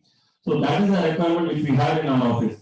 For that, we have published a bid in GEM portal. So that notification has been sent to 786 bidders in all over the country who have thought themselves are registered under this product. So that is the level of intimation and transparency available in GEM portal. If you are registered for this product, naturally you will get a notification and you can get a chance to participate in the bid automatically if you are registered for that category of product. Okay, then this RA is one terminology which is now being used frequently by everyone. Nothing but reverse option, which sir has already told. That is also provision is available in GEM portal. All sellers will be shown reason for rejection. Yes. There is one more thing which advantages when compared to e-tender portal, which we have seen earlier. The main difference is in IOCL e-tender portal, if your bid gets rejected, you will not be given a representation window there in online portal because of the portal restrictions. You can directly mail us, we will be giving the reasons. But here,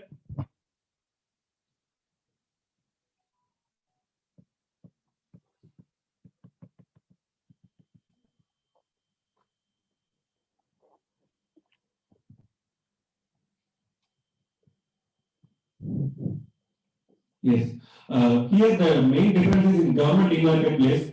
If bidder is rejected, they will get a window of 2 days for representation online itself. For that, we will have to reply mandatorily, and then only we will be allowed to go ahead with this price bid opening in case of 2-bid system. So that is the main difference between the e-tender portal of NIC and this government e-marketplace, where they have given more and more flexibility for the entrepreneurs. And the bid publishing time itself, rather I can say that MSME provision policy, we will have to give a declaration in the bid publishing time itself, whether this bid is particularly for MSME product, whether we have to give any reservation for this MSME vendors as per public procurement policy, and making India, that startup policy, whatever is there, everything we will have to give declaration while bid publishing sale itself. And depending on the registration of vendors like you in portal, we will be mandated to directly finalize the bids only with following the provisions for MSME and startup. You have 25% in case of e-tenders which are being invited. If it is, there is a chance of missing by the inviting organization also. But here, government e-marketplace will mandate us to directly, definitely give that MSME 25% only, and then only we can proceed with other bidders allocation for all there. So that is a major difference. There is an inbuilt mechanism in the system itself to take care of MSME bidders, startups, Make in India policy we can adhere to, local content, whatever is there for the Make in India, those things if you are declaring that also we can evaluate based on the bids received. So those are the advantages which GEM portal inbuilt system is having. Every day there is an upgrade which is happening almost in GEM portal. So today one provision they are giving, tomorrow they are giving one provision, and future everything is going to be GEM. Next. Okay, this is one statistics which we wanted to give you to have a feel of what is the kind of exposure available. See, this is today's data. It is available in GEM portal also. There are 51,379 buyer organizations. Like Indian Oil, one organization, 51,379 buyer organizations are registered, and 90,331 services have been listed in the GEM portal. And the products available, you can see 23 lakhs. So this many products are available in GEM portal. And sellers 12 lakhs 12,316 sellers are already registered in GEM portal. So the one more statistics which you can see in the screen, which is very much interesting for you people. MSME orders what have been placed in GEM portal, 57.97%. MSME whatever is the procurement, because total transaction which has happened in GEM portal from the time of introduction is 97,310 crores. Out of that, 57% has been procured from MSME. You can imagine the kind of scope available for MSME vendors in GEM portal. Then this MSME sellers also, when they are registering, they have to give that Udyam registration. Earlier that MSME Udyam rather was there, now it is Udyam. So all those details you are giving, so you are naturally tagged as an MSME vendor in GEM portal. So that is the advantage, and you can see the number of MSME vendors available. 6,49,000. So that is the number of vendors available, and 62 lakhs orders are in place. So this is what we wanted to tell about GEM portal. We are having a few slides on registration process also, what is available, how to do it and all. But it is already available in GEM portal for everybody to view. You can just log in that help is available, screenshot is available. So that since it is available, we don't want to share those things. If anything further, any queries are there, we would like to answer that first so that we can proceed with further session closing from Yes, anyone would like to have the mic so that we can take session.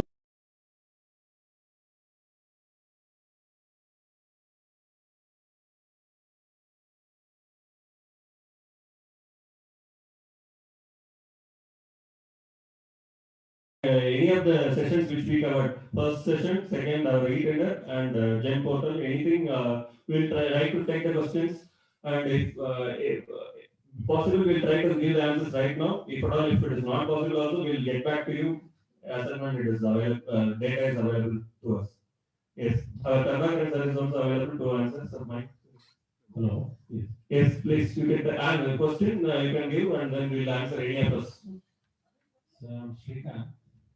So I'm in startup and I'm into electrical contractor, actually basically electrical contractor. My company name is Karuna Electricals. And how to get employed with the IOCL to become an electrical contractor or contract work? Yes, so yeah. Sir will answer the question.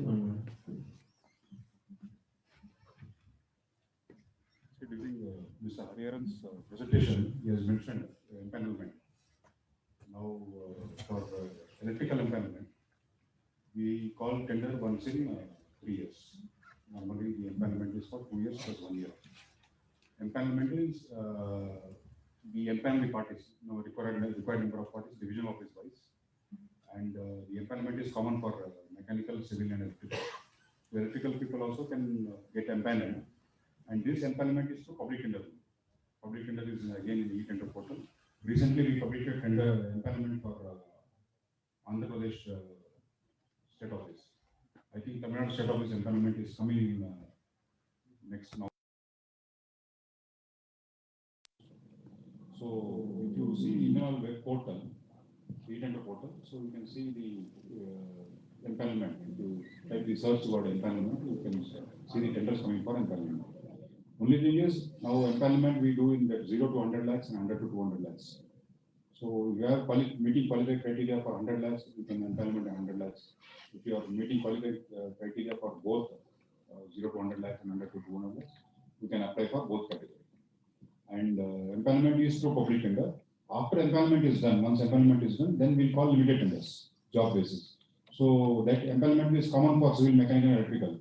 So whenever we call limited tenders, if it is for electrical job, you can participate. If it is for other jobs, you can leave it. But tender will go to all the empaneled parties. Limited tender will go to all the empaneled parties. Anything else you want? I cannot meet the criteria. What is the other option we have to get? No, suppose if you are just starting, then there is a category called 0 to 2 capex. That is only for maintenance jobs. Retail outlet, petrol pumps, we have day in and out, day out, electrical, mechanical faults and maintenance, cable replacement, light replacement, all those things. Those jobs you can handle. For that, the pre-qualification criteria is that we have experience in petroleum industry. Suppose you are not having petroleum industry. Why we ask for petroleum industry? Say for petrol pumps, new petrol pump, it is in a virgin land. Means there is no petrol or diesel at the site. So safety is not, hazard is not there. But in an existing petrol pump, it is a working petrol pump. So safety hazard is always there. So we require a person or a firm with some experience of working in petroleum outlet. So for working in a petroleum outlet, when you go to the outlet for starting a work, there is something called work permit. So there is a form which has to be filled by firm's engineer. You should have an engineer at site. You should fill it, sign it on behalf of your firm. Then the dealer in which outlet you are working, he is authorized to issue permit.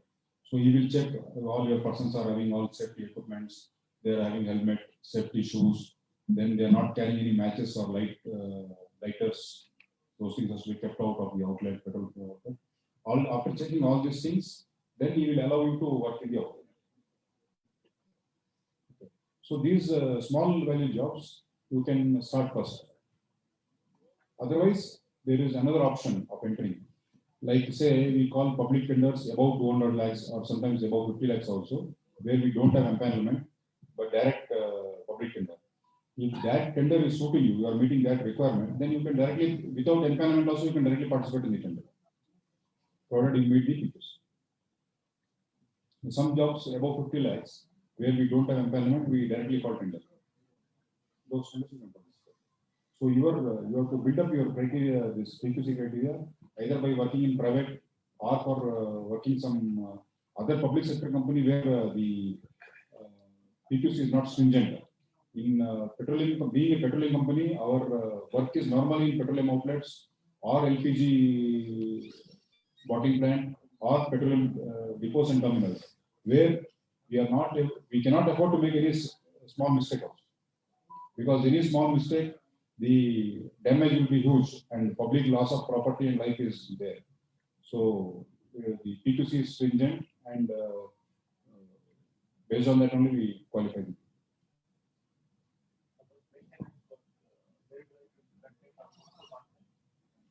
There is no need to wonder. You have only seen the tender and you have to quote in the tender. tender process.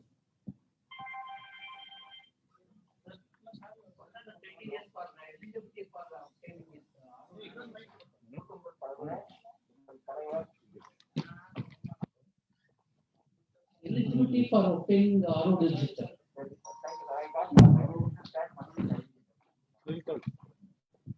Our dealership is dealt directly by our retail development department. Contractual is not dealing with it.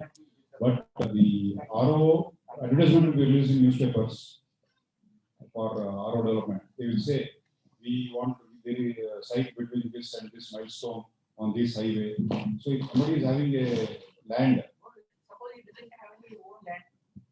no, those things will be given in that advertisement. You have to see the advertisement. Okay, what is there given in the advertisement? Either you can take it on lease for 30 years. I don't know if that's 30 years or 50 years. That I am not aware. So because I'm not dealing with that. It is 19.11. More or less 20 years. 20 years. Okay. 19 years. Now this developer dealership is not under our scope now, right now. So I cannot explain you on that. Okay. Thank you. Once again, by the Ministry of Petroleum, they will advertise. Nothing to do with highway. Anybody else? Hello. Sir, excuse me. Yes. One more question. Pandita. So now you see only you call for a civil or mechanical mistake, or some of the medical requirement also is there, the big organization, like you have hospitals or hospital requirement or medicine and medical equipment. See, marketing division, we don't have any medical setup, but refinery, yes, we have. We have a refinery, about 6-7 refineries all over India, and refinery, they have their own hospitals in refinery premises. Refinery, we have housing colony. They have hospitals, they run their own hospitals, doctors are there. So even this e-tender portal, which you say, is common for refinery, pipeline, R&D, and marketing division. So these tenders, anything required of medical equipment will be available on this portal, Indian Oil IOCL e-tender portal. You can go there and search item. You can put the search item and find out. So it is available there. But definitely, Indian Oil procures medical equipment also for their hospitals in refineries. Thank you. Adding to that, actually, CSR also we do some medical equipment donation now. So you can view GEM portal also. GEM portal also, a lot of scope is there. Everybody procures there. So that you can explore that. Thank you. Sir. Hello, sir. Yes, yes. Sir, we manufacture LED street light and it has been tested at NABL also, sir. So I want to enter IOCL in our own brand name. So how to approach? See, this material approval Yes, sir. is normally done with our head office. Uh-huh. So we call any tender, you can see list of approved lights or any equipment. Yes, sir. Say for valves, gate valves. Uh-huh. In any tender, we say cement, steel. So we give a list of approved materials. So these approved materials is normally done from our head office. Your details. Yes, sir. Along with this, you can send it to engineering department, ED engineering, Yes, sir. and projects head office Indian Oil, Mumbai, sir. Mumbai. Okay. So if you go to our Indian Oil portal, you can see the head of dashboard. Okay, So on the dashboard, if you click, you can find out the details. So there you can send by email to the executive director. So there they frequently, like once in 6 months or once in a year, you submit all your test certificates. Definitely. Madam also was saying you should Yes. take your test certificates Yes. from NABL. Definitely, it has been tested at NABL also. So test certificates if you submit. First of all, what I suggest is go to any of the tenders in Indian Oil e-tender portal. There LED lights are there. Yes, sir. You see what is the specification Indian Oil is asking for LED lights.